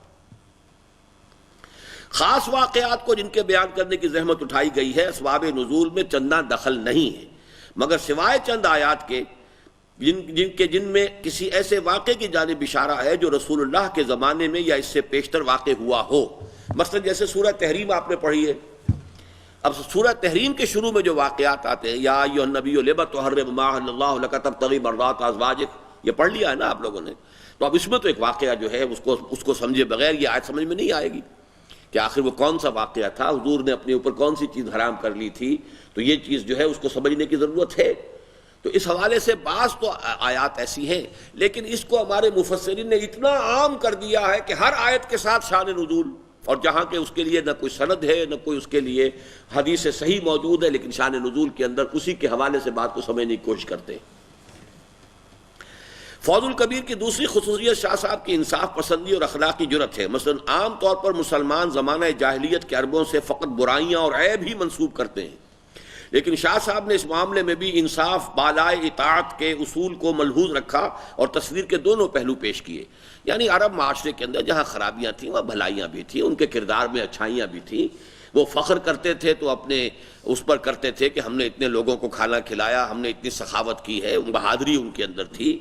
ایک دفعہ وعدہ کر کے پھر پورا کرنا جو ہے، وہ قول مرداں جو ہے وہ اس کے اوپر قائم رہنا جو ہے، تو یہ چیزیں جو ہے ان کے اندر موجود تھی۔ ایسا نہیں ہے کہ ساری گندگی ہی گندگی تھی، برائی ہی برائی تھی۔ یہی وجہ ہے کہ مکے والوں کے اندر تو آپ کو معلوم ہے نفاق کی بیماری نہیں تھی، وہ تو یا تو کٹر دشمن تھے اور یا پھر یہ کہ یوں سمجھیے کہ بے دام غلام ہے کہ جو حکم بھی آپ نے دیا اب اس کو جب مان لیا آپ کو اللہ کا رسول، تو اب جو حکم آپ دیں گے گردن کٹانے کو تیار ہیں۔ لیکن یہ کہ یہ معاملہ جو ہے ان کے اندر خیر کے پہلو بھی تھے۔ اسی طرح عام مسلمانوں کا خیال ہے کہ یہودیوں اور عیسائیوں نے اپنی اصل مذہبی کتاب کو بدل ڈالا ہے، لیکن شاہ ولی اللہ اس کے قائل نہ تھے۔ وہ لکھتے ہیں یہودی تحریف لفظی تورات کے ترجمے وغیرہ میں کیا کرتے تھے، نہ کہ اصل کتاب میں، کیونکہ فقیر کے نزدیک ایسا ہی محقق ہوا ہے، اور ابن عباس کا بھی یہی قول ہے۔ لیکن یہ بات جو ہے یہ 100% درست نہیں ہے، چونکہ ترجمے کرتے ہوئے اب یہ بھی بات انہوں نے بھی لکھ دی ہے کہ ترجموں میں تحریف ہوئی ہے۔ سوال یہ کہ انجیل کا اصل ٹیکسٹ تو ہے ہی نہیں، اب ہمیں کیسے معلوم ہو؟ اور ترجمے ہر مرتبہ جب یہ کرتے ہیں تو اس ترجمے کو تبدیل کر دیتے ہیں۔ اب ایک نیا ورژن تیار ہو رہا ہے انجیل کا، بلکہ چھپ چکا ہے، جس میں ترجمے بدلے گئے ہیں۔ وہ ترجمے یہ بدلے گئے ہیں کہ جو نظریہ مساوات مرد و زن ہے، عورت اور مرد بالکل برابر ہیں، لیکن تورات میں اللہ کے لیے ہمیشہ مذکر کا لفظ آتا ہے۔ عورتوں نے شور مچا دیا، اس کا مطلب ہے اللہ تو نر ہوا، پھر مادہ جو ہے وہ تو پھر کمزور ہو گئی، وہ تو اس کی کوئی حیثیت نہیں ہے۔ تو اب تک تورات اور انجیل کا ایک ایسا ورژن تیار کیا جا رہا ہے جو یونی سیکس ہو، جس میں کہیں جو ہے وہ کہیں یہ لفظ نہ آئے کہ وہ اللہ کے لیے لفظ جو ہے وہ یعنی میسکولن جینڈر استعمال ہو، مین کی وجہ نہیں آئے گا۔ اب دی ہیومن بینگ، مین کا مین تو ظاہر بات ہے میسکولن ہو گیا، مین کے مقابلے میں تو وومن بھی آ جائے گا، وہ عورت ہے، لہذا اب وہ جہاں بھی مین آئے گا وہاں وہ اب ہیومن بینگ کا لفظ استعمال کریں گے تاکہ وہ کور کر لے مین اینڈ وومن دونوں کو۔ لیکن یہ اب کھلا کر رہے ہیں، کچھ عرصے کے بعد یہی ان کے پاس جو ہے وہ انجیل کا نسخہ ہوگا۔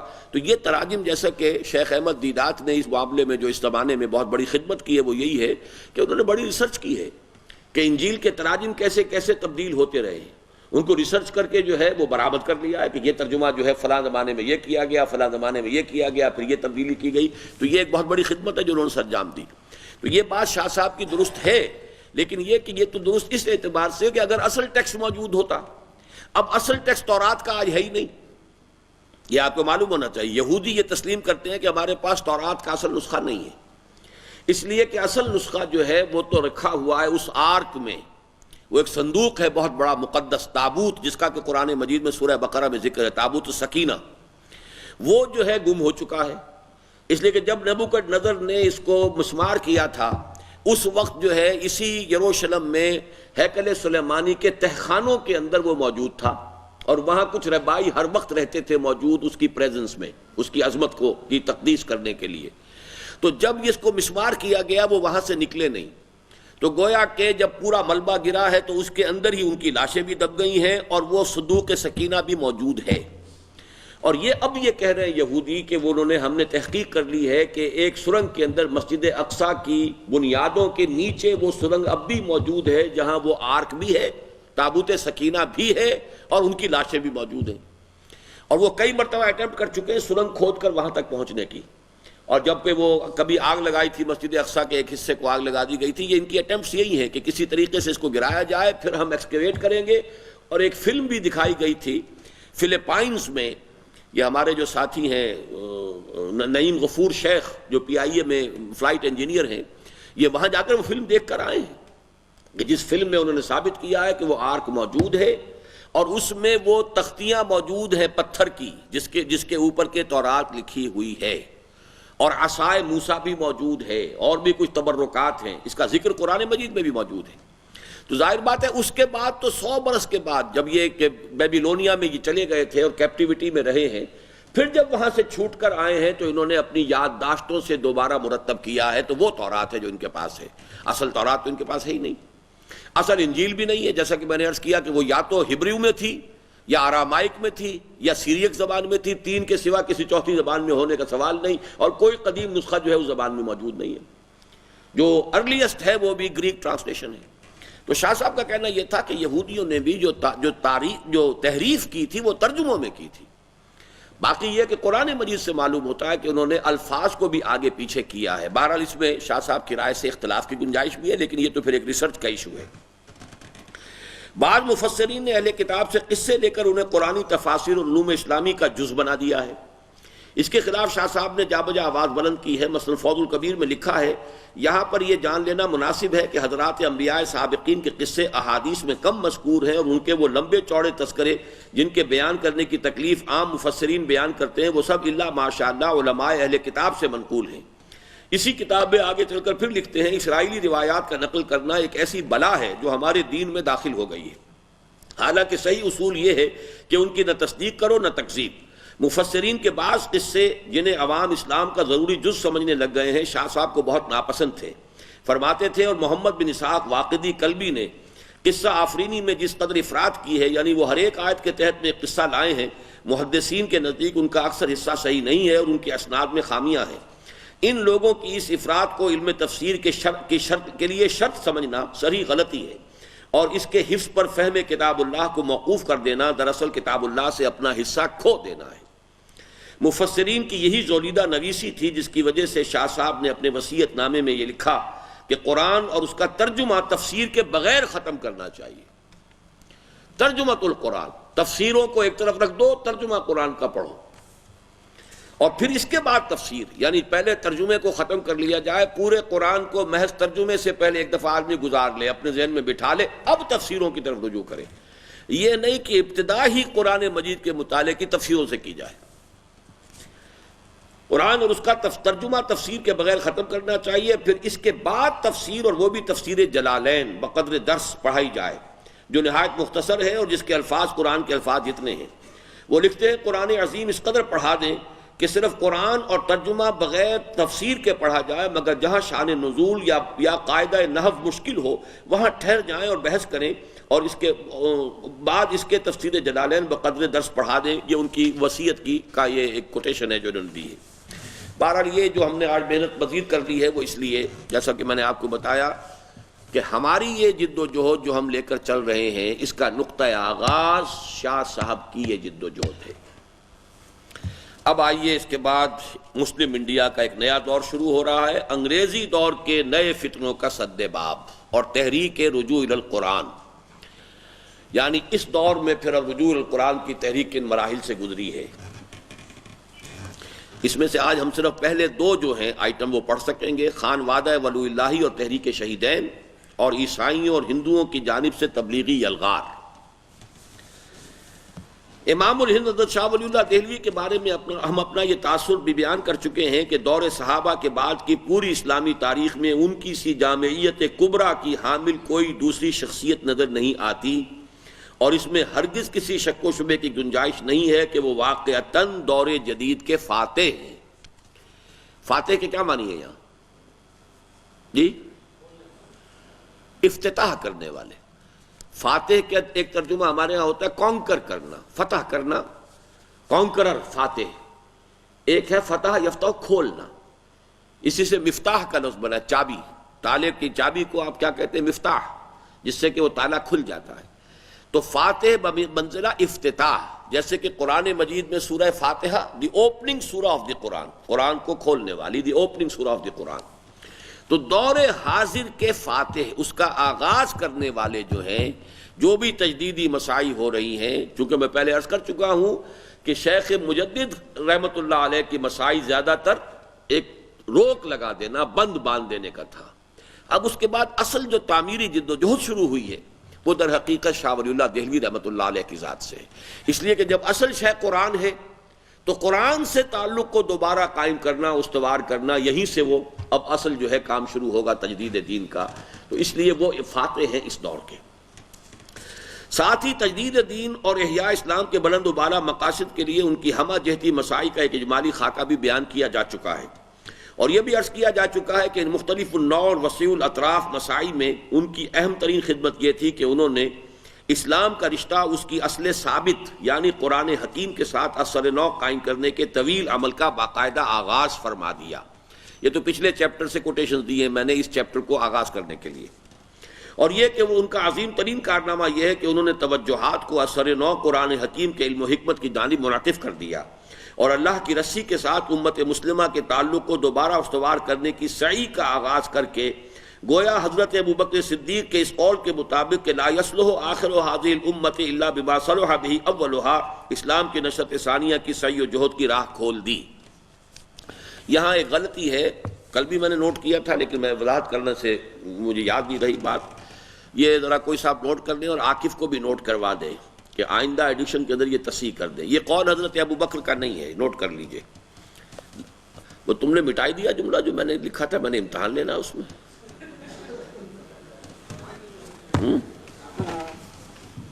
وہ تو اب میں آج امتحان دیے بغیر نہیں چھوڑوں گا میں۔ کیا تھا وہ؟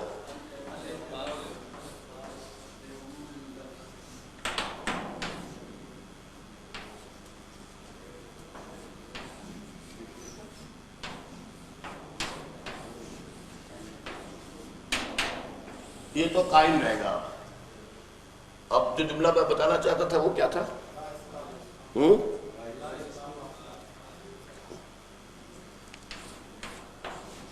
لا یصلح آخر هذه الامة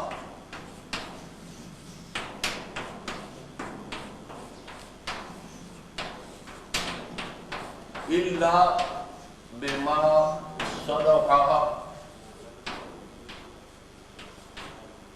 اولها۔ یہ اصل میں حضرت امام مالک کا جملہ ہے، لیکن حضرت ابوبکر صدیق رضی اللہ تعالی عنہ کا بھی ایک جملہ ہے کہ جو اسی مفہوم کا ہے، ان ھذا الامر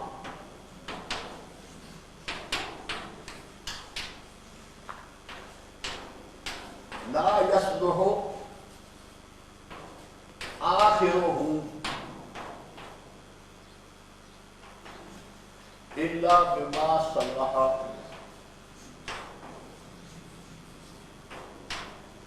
اولہ۔ یہ ہے ابو بکر رضی اللہ تعالیٰ عنہ۔ جب حضرت ابو بکر نے رضی اللہ تعالیٰ عنہ حضرت عمر کو نامزد کیا ہے اپنا جانشین، اس وقت ایک خطبہ دیا تھا اور خلافت کے بارے میں کچھ باتیں بیان کی تھی۔ اس میں فرمایا تھا ان ھذا الامر، یعنی جو خلافت کا معاملہ ہے، لا یصلح آخرہ، اس کا جو آخری حصہ ہے نہیں درست ہو سکے گا الا بما صلح به اولہ، مگر اسی طریقے پر جس طریقے پر کہ پہلے حصہ کی اصلاح ہوئی تھی۔ یہ اصل میں اس حدیث کے حوالے سے ہے کہ جو حضور نے 5 ادوار گنوائے ہیں کہ میرا دور ہے، پھر خلافت علی منہاج النبوت کا دور ہے، پھر ظالم ملوکیت کا دور ہے، پھر غلامی والی ملوکیت کا دور ہے، اس کے بعد پھر خلافت علی منہاج النبوت کا دور ہے۔ تو گویا کہ آخری جو دور ہوگا وہ بھی اسی طور سے قائم ہو سکے گا جس طور سے پہلا دور قائم ہوا تھا۔ تو وہ جملہ تو ہے حضرت ابو بکر صدیق کا رضی اللہ تعالیٰ عنہ، لیکن اس کی ترجمانی پھر کی ہے امام مالک رحمۃ اللہ علیہ نے، لا یصلح آخر هذه الامة الا بما صلح به اولها، اور یہ سب سے پہلے مولانا ابوالکلام آزاد نے یہ جملہ 1912 میں الہلال میں نقل کیا ہے۔ یہ تو انشاءاللہ پھر جب وہ بقیہ کتاب ہم پڑھیں گے، وہ تعمیل والا فکر اسلامی، اسلام کے انقلابی فکر کی تجدید و تعمیل، تو وہاں یہ بات آ جائے گی۔ اس سے پہلے ہم یہ بھی واضح کر چکے تھے کہ صدر اول میں اسلام کی عظیم ترین حقیقتیں 2 ہی تھیں، ایک ایمان، وہ ظاہری اور قانونی اور فقہی ایمان نہیں جس کا تعلق اقرار باللسان سے ہے، بلکہ وہ حقیقی اور قلبی ایمان جو یقین بن کر انسان کے رگ و پے میں سرایت کر جائے، اور دوسرے جہاد فی سبیل اللہ جس کا مقصد ہو شہادت علی الناس، اعلاء کلمت اللہ اور اظہار دین الحق علی الدین کلہ۔ اور چونکہ ایمان حقیقی کا منبع اور سرچشمہ ہے قرآن حکیم اور جہاد و قتال کی علامت ہے تلوار، لہذا مرد مومن کی شخصیت کا جو حیولہ چشم تصور کے سامنے ابھرتا ہے، اس کے ایک ہاتھ میں بالکل بجا طور پر قرآن ہوتا ہے اور دوسرے میں تلوار۔ یہ سب سے پہلا مضمون تھا جو ہم نے پڑھا تھا، وہ یاد آ گیا کہ نہیں؟ اب آگے چلیے۔ یہ صحیح ہے کہ امام الہند حضرت شاہ ولی اللہ دہلوی کی اپنی زندگی میں سر بکف، سیف بدست اور کفن بردوش میدان جہاد و قتال میں نکلنے کا مرحلہ نہیں آیا۔ 3 اصطلاحیں فارسی ترکیب میں آ گئی ہیں۔ سر بکف، سر کو ہتھیلی پر رکھ لینا، جسے ہم کہتے ہیں جان ہتھیلی پر رکھنا۔ سیف بدست، ہاتھ میں تلوار۔ کفن بردوش، اور کفن جو ہے وہ اپنے کندھے پر ڈال لینا تاکہ شہید ہو جائیں تو لوگوں کو دقت نہ ہو اور وہ میرے اس کفن ہی میں مجھے دفنا دیں۔ میدان جہاد و قتال میں نکلنے کا مرحلہ نہیں آیا، لیکن یہ ایک ناقابل تردید حقیقت ہے کہ ان کی وفات کے نصف صدی کے اندر جہاد و قتال فی سبیل اللہ کا جو غلغلہ سرزمین ہند میں بلند ہوا، وہ تمام تر ان ہی کی تجدیدی دعوت کی صدائے بازگشت تھی۔ میں نے آپ کو بتایا تھا کہ شاہ ولی اللہ کے سب سے بڑے بیٹے شاہ عبدالعزیز، ان کے شاگرد ہیں سید احمد بریلوی رحمۃ اللہ علیہ، جنہوں نے جہاد کیا ہے سکھوں کے خلاف، اور پیش نظر تھا انگریزوں سے بھی جہاد کرنا، لیکن پہلے یہ کہ شمال مغربی ہند میں اپنے قدم جما لیں تو پھر انگریزوں کے ساتھ جنگ شروع کریں۔ اور شاہ ولی اللہ کے سب سے چھوٹے بیٹے تھے شاہ عبد الغنی، ان کے بیٹے تھے شاہ اسماعیل شہید۔ شاہ اسماعیل شہید نے بیعت کی سید احمد بریلوی کے ہاتھ پر۔ تو گویا کہ در حقیقت یہ جو جہاد کا سلسلہ تھا، تحریک شہیدین جس کو ہم کہتے ہیں، یہ در حقیقت شاہ ولی اللہ ہی کے کام کا ایک ظہور تھا، بروز تھا، اسی کو جس کے لیے کہ تیاری کی تھی علمی میدان میں شاہ ولی اللہ دہلوی نے، جس کے لیے کہ علمی تجدید کا کارنامہ سر انجام دیا تھا شاہ ولی اللہ دہلوی نے، اس کی عملی شکل جو پیدا ہوئی وہ در حقیقت تقریباً نصف صدی کے اندر 1763 میں شاہ صاحب کا انتقال ہو گیا۔ 1831 میں بالا کوٹ میں شہادت ہوئی ہے سید احمد بریلوی رحمۃ اللہ علیہ اور شاہ اسماعیل شہید رحمۃ اللہ علیہ۔ یہ شجرہ نسب جو ہے وہ ذہن میں رکھیے، یہ صرف ایک جملہ رہنے دو، باقی سب مٹا دو۔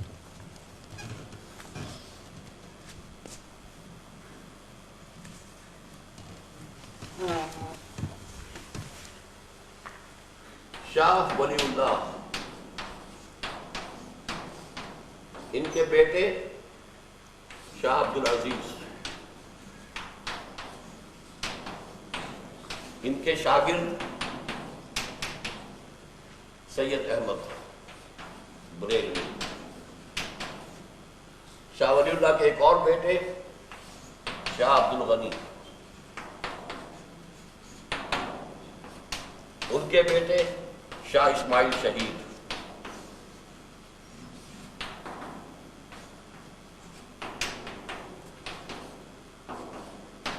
انہوں نے بیعت کی سید احمد بریلوی سے۔ یہ کہلاتے ہیں شہیدین، تحریک شہیدین۔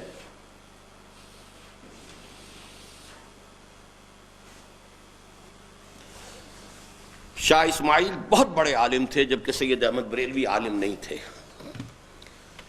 انہیں تو صرف ترجمہ قرآن جو ہے شاہ عبد العزیز نے پڑھایا، جیسے کہ شاہ صاحب نے وصیت کی تھی۔ اس کے بعد جب علوم پڑھانے کی کوشش کی تو ان کا دماغ چلا ہی نہیں۔ تو شاہ عبد القادر نے یہ کہا بھائی جان سے، اپنے بڑے بھائی سے، شاہ عبد العزیز سے، کہ بھائی جان اللہ تعالیٰ نے ان کو کسی اور کام کے لیے پیدا کیا ہے، آپ یہ تعلیم والیم ان کی اپنا وقت ضائع نہ کریں اور ان کے اوپر بھی کوئی مصیبت نہ ڈالیں۔ پھر انہوں نے جہاد کی طرف آغاز کیا۔ پہلے امیر محمد خان کے ساتھ مل کر انگریزوں کے خلاف جہاد کرتے رہے۔ امیر محمد خان جو ہے، جب اس نے انگریزوں سے صلح کر لی اور انگریزوں نے اسے ٹونک کی ریاست دے دی کہ تم تو بیٹھ جاؤ ٹھنڈے ہو کر یہاں، پھر وہاں اس سے علیحدہ ہو کر کے اس شخص نے تو انگریزوں کے ساتھ صلح کر لی ہے، پھر وہاں سے علیحدہ ہو کر پھر انہوں نے اپنا راستہ علیحدہ بنایا۔ اور ظاہر بات ہے کہ انگریزوں کے ساتھ جہاد کرنے کے لیے پہلے انہوں نے سوچا کہ پہلے سکھوں کے خلاف جہاد کر کے اور پٹھانوں کی مدد سے پنجاب جو ہے پہلے اس کو شامل کیا جائے، عالم اس میں دارالاسلام بنایا جائے، پھر وہاں سے انگریزوں کے خلاف جہاد کیا جائے۔ یہ تھی جد و جہد، اس کے اوپر بعد میں ہم کبھی پڑھیں گے، لیکن اس وقت صرف یہ بتانا تھا کہ یہ سارا سلسلہ کہاں سے چلا۔ شاہ ولی اللہ، یہ صحیح ہے کہ امام الہند حضرت شاہ ولی اللہ دہلوی کی اپنی زندگی میں سربکف، سیف بدست اور کفن بردوش میدان جہاد و قتال میں نکلنے کا مرحلہ نہیں آیا، لیکن یہ ایک ناقابل تردید حقیقت ہے کہ ان کی وفات کی نصف صدی کے اندر اندر جہاد و قتال فی سبیل اللہ کا جو غلغلہ سرزمین ہند میں بلند ہوا، وہ تمام تر انہی کی تجدیدی دعوت کی صدائے بازگشت تھی۔ اس لیے کہ خود حضرت سید احمد بریلوی بھی خانوادہ ولی اللہ ہی کے زیر تربیت یافتہ تھے، اور ان کے دست راست تو تھے ہی شاہ اسماعیل شہید ابن شاہ عبد الغنی ابن شاہ ولی اللہ دہلوی۔ اور اگرچہ انجام کار کے اعتبار سے ہندوستان کی یہ پہلی اسلامی تحریک شعلہ مستعجل کا مصداق بن گئی۔ شعلہ مستعجل، وہ شعلہ جو جلدی سے بجھ جاتا ہے۔ اگر آپ کے اندر ہمت ہے تو یاد کیجئے، یہ مصرع ہے بہت عمدہ، کسی بھی چیز کو واضح کرنے کے لیے تھی تو اچھی لیکن جلدی ختم ہو گئی۔ خوش درخشید ولے شعلہ مستعجل بود،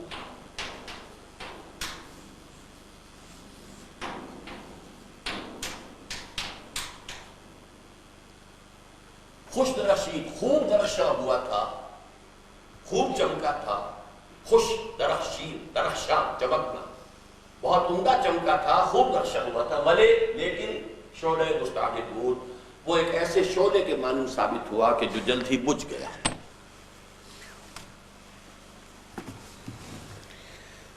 لیکن اس کی خوش درخشیدگی یقیناً ہر شک و شبے سے بالاتر ہے، یہاں تک کہ واقعہ یہ کہ اس تحریک جہاد کے وابستگان کے ایمان و یقین، ذوق و شوق اور جوش و خروش کے تذکرے سے بے اختیار صحابہ کرام یاد آ جاتے ہیں، اور سخت حیرت ہوتی ہے کہ ایسی چنگاری بھی یارب اپنی خاکستر میں تھی۔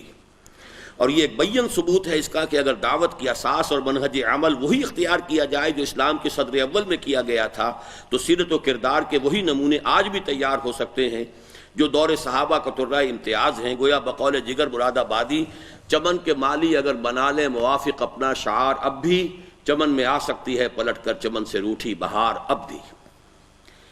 اب یہاں سے اب تیسرا دور شروع ہو رہا ہے مسلم انڈیا کا، یعنی انگریز کی آمد۔ پھر ذہن میں تازہ کر لیں، پہلا دور 712 عیسوی سے شروع ہوا، محمد بن ابن قاسم کے ذریعے سے موجودہ پاکستان کا جنوبی نصف جگمگا اٹھا۔ یہ اسلام خالص عربی اسلام تھا، وہی سادگی تھی، نہ فرقہ واریت، نہ عجمی تصورات، نہ فلسفہ، نہ منطق، لیکن خوش درخشید ولے شعلہ مستعجل بود۔ اس کے بعد 300 برس کے بعد 1000 کے آس پاس موجودہ مغربی پاکستان کا شمالی نصف یہ نور اسلام سے منور ہوا۔ اس دوران میں صرف ہندوستان کے مغربی ساحل، جنوب مغربی ساحل کے اوپر اسلام کا ترشح ہوتا رہا عرب تاجروں کے ذریعے سے۔ اس میں ایک بات نوٹ کر لیجئے کہ اسی لیے وہاں شافعی ملیں گے آپ کو، حنفی نہیں ملیں گے۔ حنفی اسلام تو آیا ہے شمال مغرب سے، بعد میں 300 برس بعد۔ یہ جو دوران میں پھوار جو پڑتی رہی تھی، یہ شافعی عرب تاجر تھے، عربوں میں آپ کو ملیں گے یا حنبلی یا شافعی۔ مالکی ملیں گے شمال افریقہ میں، اور ترکی سے لے کر ہندوستان بنگلہ دیش تک یہ سب کے سب ہیں، یہ سب حنفی ہیں، سوائے ایران کو چھوڑ دیجئے، وہ بعد میں شیعہ بن گیا، ورنہ شروع میں یہاں بھی حنفیت ہی تھی۔ یہ صفوی ترکوں نے اس کو شیعہ بنایا ہے، یہ ایک علیحدہ بات ہے، اس کو پھر کبھی ڈسکس کریں گے۔ بہرحال یہ تو تھا پہلا دور۔ اس کے بعد جو آیا 1206 سے جو حکومت شروع ہوئی دہلی میں، اس کے ہم مختلف ادوار گن چکے ہیں۔ اس میں پھر ایک وہ جو اسلام آیا تھا وہ خالص حنفی تھا، اور وجودی تصوف، دونوں چیزیں اس کے اندر ملی ہوئی تھیں۔ اس کے بعد ہمایوں کے زمانے میں شیعیت آ گئی۔ اب جب انگریز آئے تو 2 بلائیں اور آئیں۔ وہ بلائیں آپ سمجھ لیجئے، وہ بلائیں کون سی ہیں جو آج بھی ہمارے معاشرے کے اندر بہت موجود ہیں۔ اس کا شرجۂ نسب آپ کو سمجھنا چاہیے، روٹس کہاں ہیں۔ ہندوستان میں انگریز کے باقاعدہ عسکری تسلط کا آغاز تو 1757 میں جنگ پلاسی کے نتیجے میں گویا شاہ ولی اللہ دہلوی کی زندگی ہی میں ان کی وفات سے 6 سال قبل ہو گیا تھا۔ اب انڈیا کا نقشہ پھر وہ ذہن میں رکھیے کہ یہ ہندوستان میں جو انگریز آیا ہے وہ بالکل برعکس راستے سے آیا۔ مٹانا بھائی اس کو۔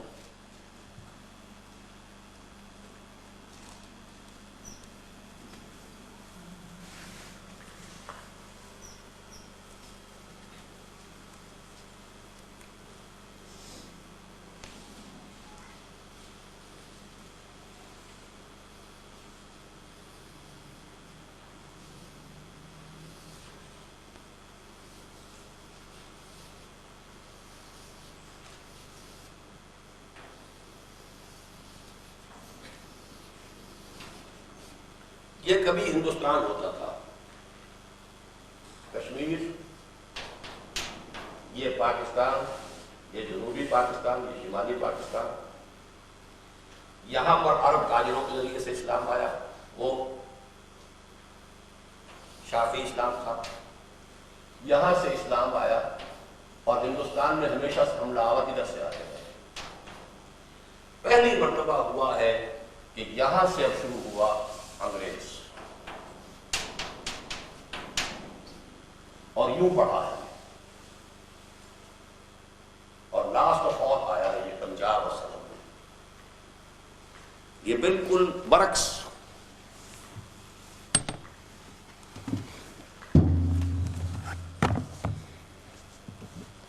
سترہ سو 57 میں پلاسی کی جنگ ہوئی، لارڈ کلائیو، سراج الدولہ اور ایک جو غداری کی شیعہ نے میر جعفر، اس کے نتیجے میں انگریزوں کی حکومت قائم ہوئی۔ اب 1757 اور شاہ صاحب کا انتقال 1763، اس کو کوریلیٹ کرتے جائیے۔ اب گویا کہ 6 سال کے بچے تھے شاہ صاحب، شاہ ولی اللہ دہلوی، جبکہ انگریز نے قدم جما لیے تھے ہندوستان میں، بنگال میں۔ جی کس کی؟ ہاں 6 سال عمر میں بقایا تھا، ٹھیک۔ وفات سے 6 سال قبل ہو گیا تھا، تاہم اسے ایک باضابطہ کل ہند سلطنت بننے میں پوری 1 صدی لگی، 1857۔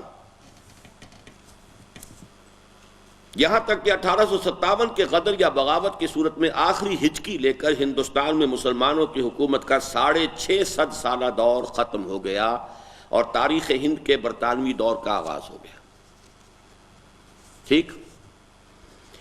18ویں صدی عیسوی کا نصف آخر اور 19ویں صدی کا نصف اول ہند میں سخت اضطراب و انتشار اور شکست و ریخت کا زمانہ ہے۔ جب ایک نظام ٹوٹ رہا ہے، مسلمانوں کی حکومت ختم ہو رہی ہے، دوسرا نظام آ رہا ہے، تو وہ تو پھر افراتفری اور شکست و ریخت اور کیوس اور اسی طرح کا دور تھا۔ جس میں مسلمان بالخصوص حد درجے مایوسی اور دل شکستگی کا شکار رہے۔ ظاہر بات ہے کہ ایک قوم تخت حکومت سے پٹک دی جائے، نیچے گرا دی جائے تو مایوسی، دل شکستگی، فرسٹریشنز، ڈیفیٹزم، اور یہ ڈیفیٹسٹ مینٹیلٹی بھی پھر پیدا ہوتی ہے۔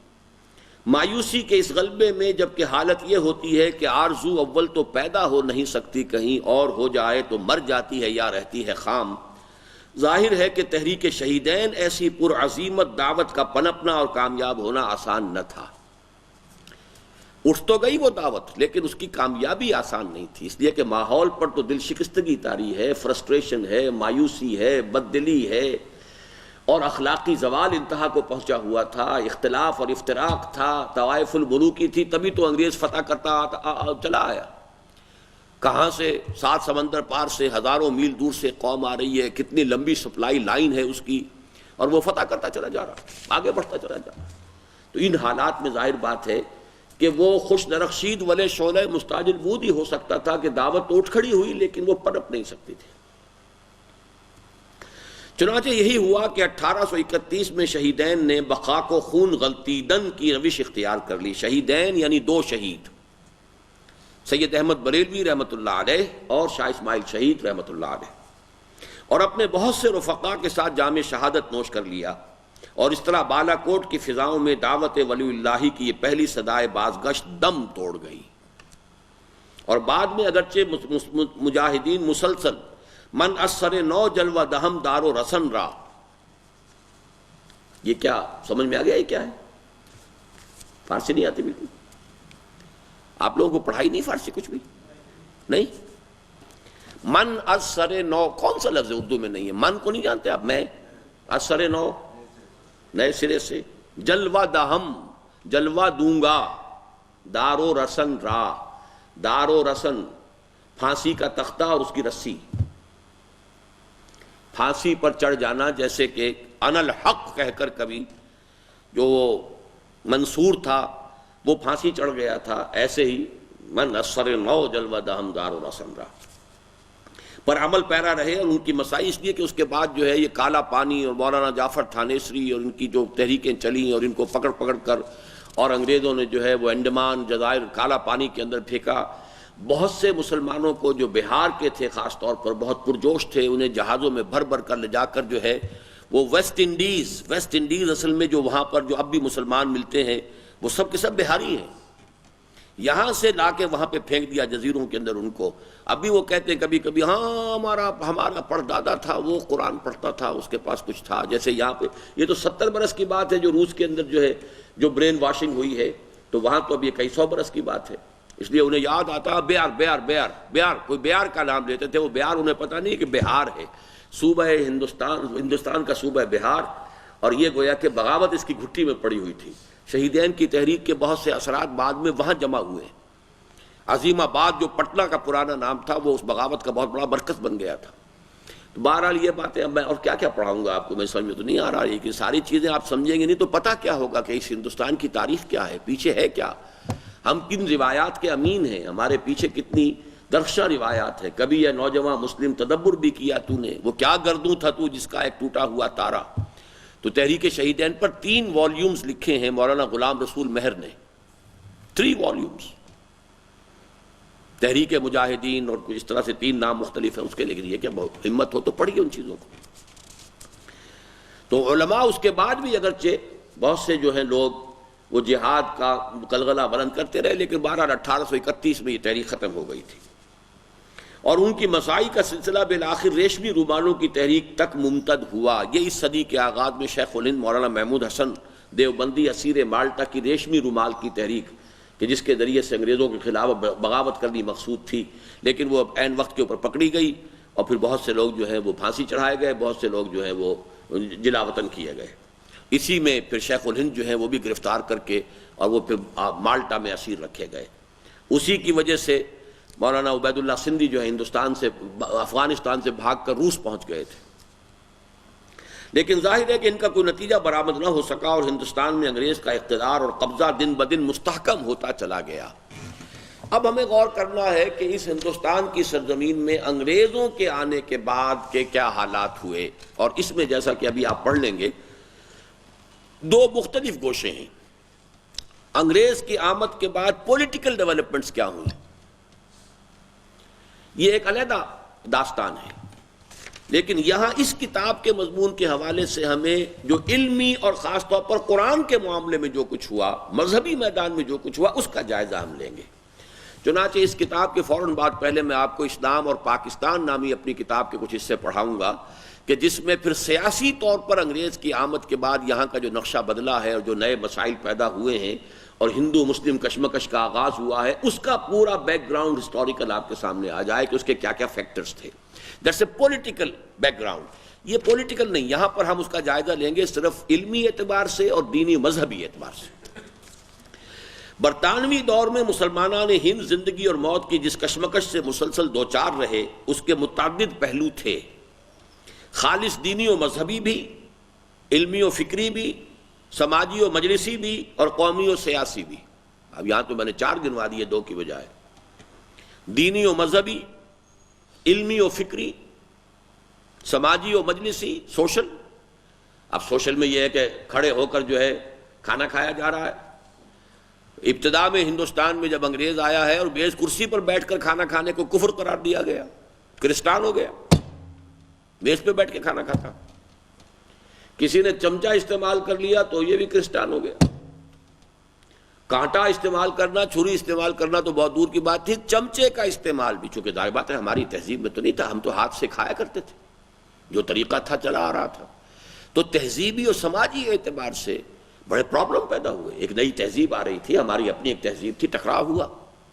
دینی اور مذہبی اعتبار سے عیسائیت کی تبلیغ شروع ہوئی اور ہندوؤں نے بھی سر اٹھایا، اس لیے کہ جب ہندوؤں کو تو اب سائی آف ریلیف مل گئی کہ انگریز نے انہیں تھوڑا سا سپورٹ کیا، اس لیے کہ انگریز کو خطرہ تھا مسلمانوں سے کہ ان سے ہم نے حکومت چھینی ہے تو بغاوت انہی کی طرف سے ہو سکتی ہے۔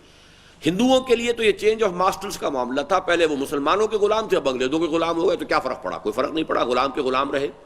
مسلمان جو ہے تخت حکومت سے پٹخ کر جو ہے جو فرش پر دے مارے گئے تھے، تو جذبہ جو ریئیکشن کا ہو سکتا تھا، بغاوت کے جذبات تو انہی میں ہو سکتے تھے، لہذا انگریز نے پوری حکمت عملی سے ہندو کو سپورٹ کیا، مسلمان کو دبایا۔ اس سے جو ہے بہت سے مسائل پیدا ہوئے، ہندو مذہب نے بھی سر اٹھایا، کیا ہم بھی کچھ ہیں؟ اس حوالے سے دینی و مذہبی مسائل بھی پیدا ہوئے، علمی و فکری مسائل بھی پیدا ہوئے، جس پر کہ ہم نے نشرت ثانیہ میں گفتگو کی ہے۔ سماجی اور مجلسی مسائل بھی پیدا ہوئے اور قومی اور سیاسی مسائل بھی پیدا ہوئے۔ ان میں سے اس وقت ہماری گفتگو خالص دینی و مذہبی کشمکش تک محدود ہے۔ قومی اور سیاسی کشمکش کے بارے میں ہم نے 1967 میں انہی صفحات میں تفصیل کے ساتھ اظہار رائے کیا تھا، یعنی میثاق ہی میں نے یہ مضامین لکھے تھے۔ یہ مضامین اسلام اور پاکستان کے زیر عنوان کتابی صورت میں شائع کیے جا چکے ہیں، لہذا آج کے اس چیپٹر کے بعد ہم یہاں سے گویا کہ یوں سمجھیے کہ مسلم انڈیا کی تاریخ کو اب 2 حصوں میں تقسیم کر لیجئے۔ اب تک ہم ایک ہی شکل میں لے کر آ رہے تھے، مذہبی، سیاسی، سماجی سب چیزیں ایک تھی۔ اب یہ ہے کہ ہمارا مطالعہ جو ہے مذہبی اور اعتقادی اعتبار سے یہ تو آج اس چیپٹر کی شکل میں آگے بڑھے گا، اور سیاسی اور قومی اعتبار سے یہ مختلف چیپٹر کی شکل میں ہمارے زیر مطالعہ وہ بات آئے گی۔ مزید برآں یہ چومکھی جنگ مسلمانوں کو بے وقت 2 دشمنوں سے لڑنی پڑی، یعنی انگریزوں سے بھی اور ہندوؤں سے بھی، اور جیسا کہ بالعموم ہوتا ہے اس میں اولاً مسلمانوں کو مدافعت ہی پر اکتفا کرتے بنی، اور ایک طویل عرصے کے بعد ہی یہ صورت پیدا ہو سکی کہ قدم جما کر کسی مثبت اساس پر تعمیر جدید کی کوشش شروع کر سکیں۔ بات سمجھ میں آ گئی کہ اب ہمارے اوپر 2 یلغاریں ہوئیں، ایک عیسائی مشنریز کی، عیسائی بنانے کے لیے، ایک ہندو نے بھی سر اٹھایا۔ ان دونوں کا جارحانہ انداز تھا اور مسلمانوں کا مدافعانہ انداز تھا۔ تھکے ہوئے تو تھے ہی، پیٹا ہوا مورا، شکست خوردہ ذہنیت، تو جو بھی کچھ کر سکتے تھے وہ تھوڑا بہت جو ہے وہ ڈیفنس کا۔ اس کے بہت عرصے کے بعد پھر اس کے اندر جو ہے استقامت پیدا ہوئی اور پھر جوابی حملہ بھی ہوا۔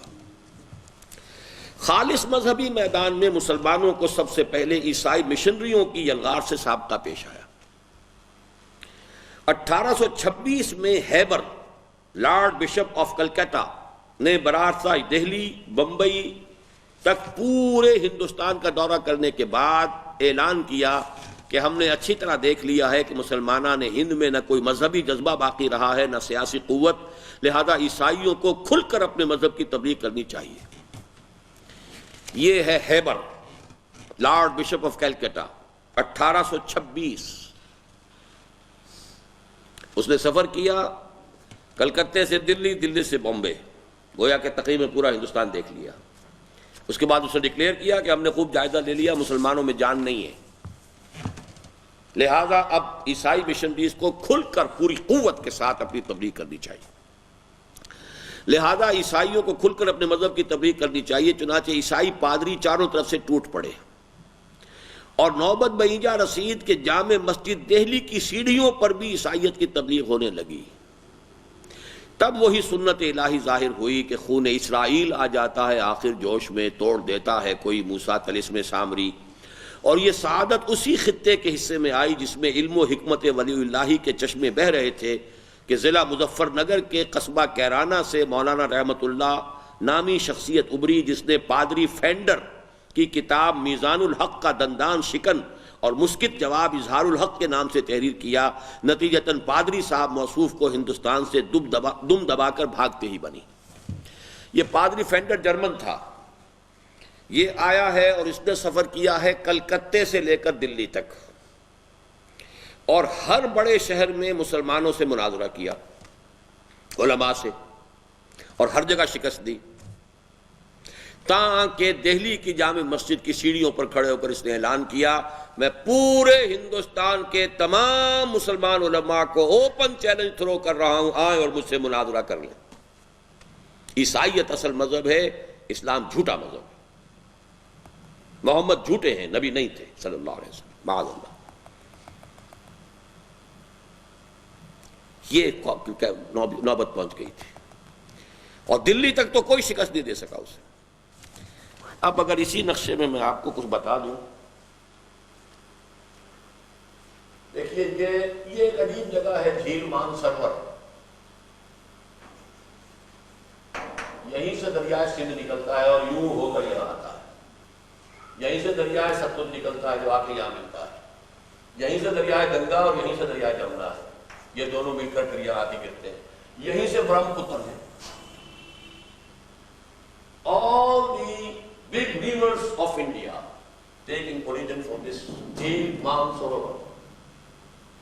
کتنا ویریڈ ہے، یہ سندھ نکلا، پورے کشمیر کا چکر لگا کر آیا اور پھر یہاں آ کر گھوڑا سندھ میں، یہ ستلج آ رہا ہے، ستلج، بیاس، راوی، چناب، جہلم، یہ آپ کا پاکستان شریف ہے، یہ ہے دریائے گنگا اور یہ ہے دریائے جمنا۔ اس کے درمیان جو علاقہ ہے اس کو دوآبا کہتے ہیں، دوآبا یہ یو پی کا دوآبا ہے، یہاں سمجھ لیجیے دلی تھی، یہ دلی ہے۔ یہ دوآبا جو ہے جس کے اضلاع میں سہارنپور، مظفر نگر، یہ علاقہ جو ہے میرٹھ، یہ بہت ہی مردم خیز خطہ رہا ہے۔ شاہ ولی اللہ بھی ضلع مظفر نگر کے رہنے والے تھے، پھلت کے رہنے والے، دہلی میں جا کر بعد میں آباد ہوئے۔ رحمت اللہ کیرانوی، کیرانہ ایک قصبہ بھی ضلع مظفر نگر کا ہے، اسی کے یہ شہر مولانا تھے، مولانا رحمت اللہ کیرانوی، اور انہوں نے پھر پادری فینڈر کو شکست دی ہے۔ اور نوٹ کر لیجئے کہ اسی ضلع مظفر نگر کی میری بھی مٹی جو ہے وہیں کی ہے، اس لیے کہ میرے پردادا حافظ نور اللہ ضلع مظفر نگر کے ایک گاؤں حسین پور کے رئیس تھے۔ 1857 کے غدر میں، یا جو آزادی، جنگ آزادی کہلاتی ہے، ان کی ساری جائیداد ضبط ہو گئی تھی، تو انہوں نے پھر دریائے جمنا کو کراس کر کے ضلع حصار میں آ کر ملازمت شروع کی، اور ضلع حصار سے 90 برس کے بعد ہم یہاں آ گئے لاہور میں۔ 90 برس تک ہم یہ ہریانہ کے علاقے میں رہے ہیں کہ جو اب علیحدہ صوبہ بن چکا ہے، اس وقت وہ پنجاب ہی کا حصہ تھا۔ تو یہ ضلع مظفر نگر ہی سے شاہ ولی اللہ ہے، ضلع مظفر نگر ہی میں وہ، بلکہ اسی علاقے میں سہارنپور میں تھانہ بھون ہے جہاں کے مولانا تھانوی ہیں۔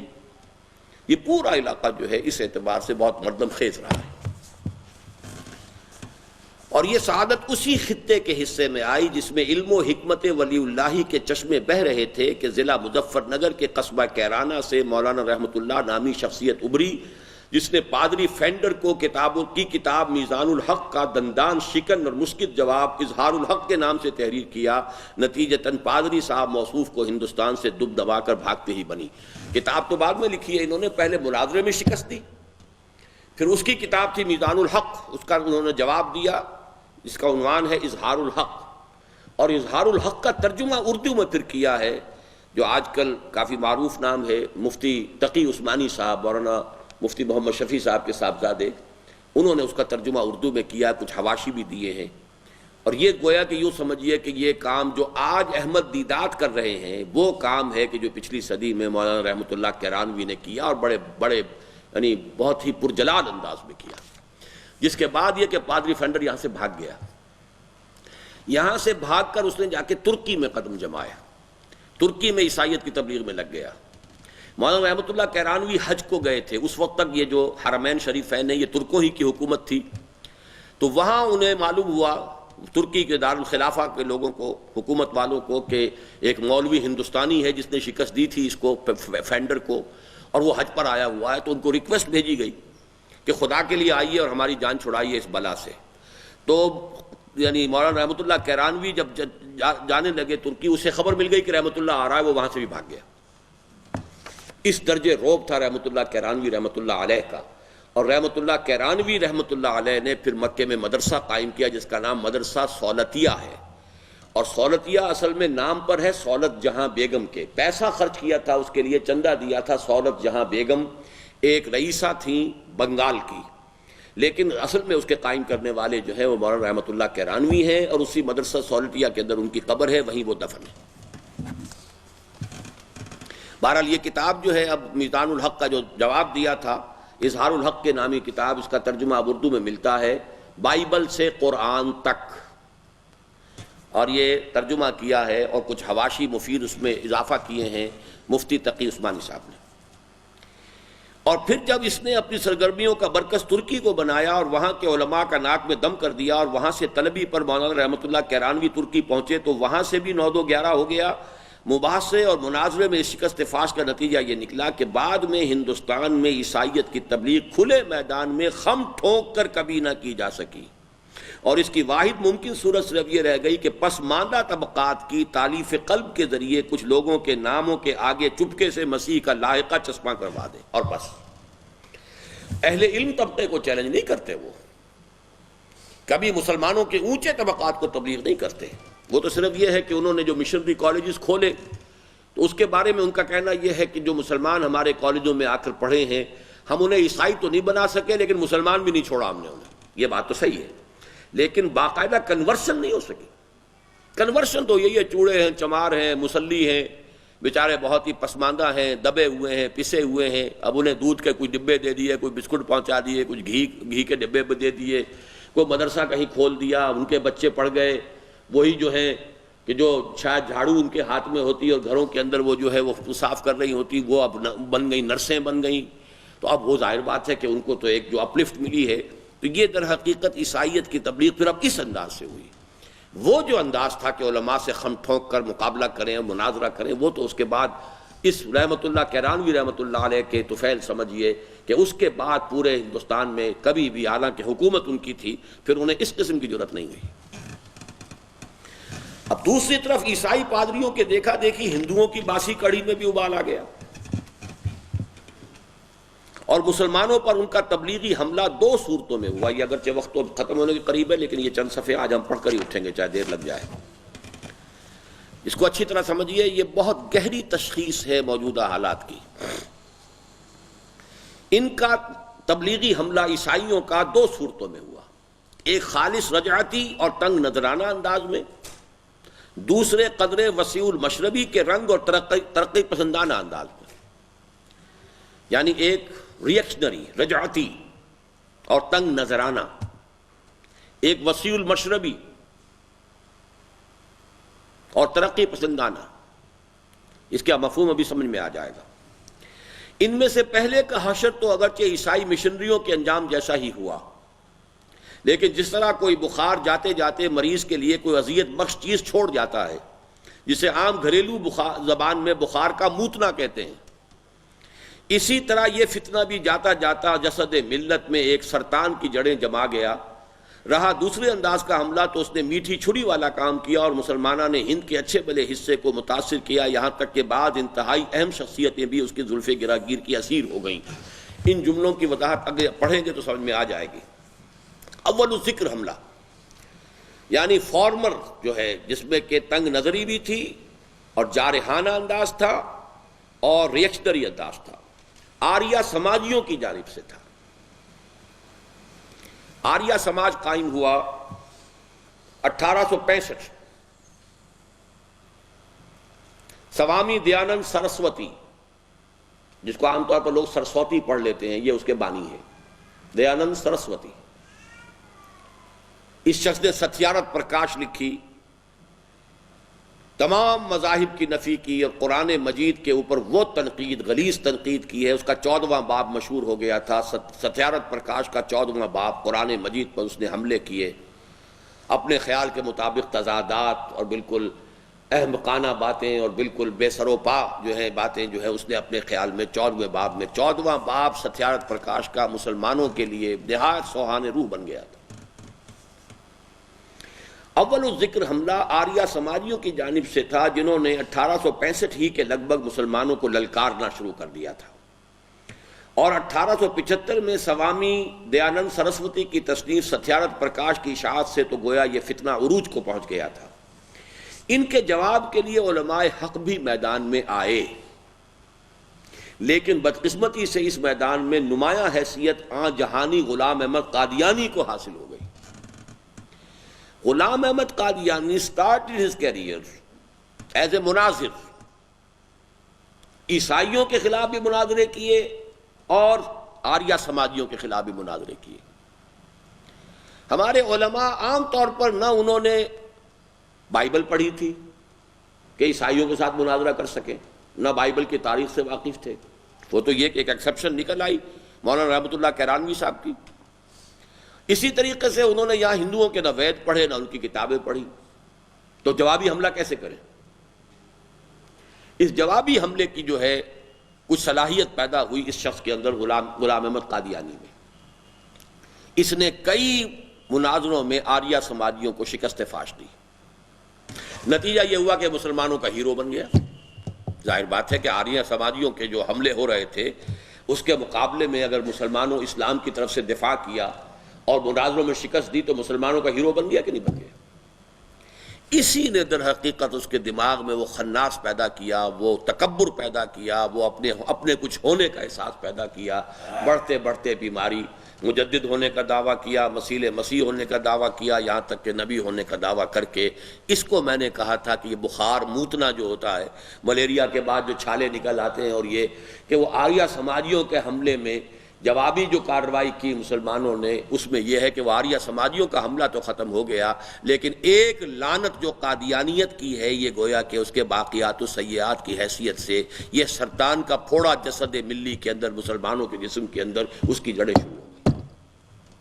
اب سمجھ میں آ گئی وہ بات؟ ان میں سے پہلے کا حشر، وہ پھر پڑھیے پچھلے صفحے پر، ان میں سے پہلے کا حشر تو اگرچہ عیسائی مشنریوں کے انجام جیسا ہی ہوا، یعنی شکست کھا گئے آریہ سماجی، لیکن جس طرح کوئی بخار جاتے جاتے مریض کے لیے کوئی اذیت بخش چیز چھوڑ جاتا ہے جسے عام گھریلو زبان میں بخار کا موتنا کہتے ہیں، اسی طرح یہ فتنہ بھی جاتے جاتے جسد ملت میں ایک سرطان کی جڑیں جما گیا۔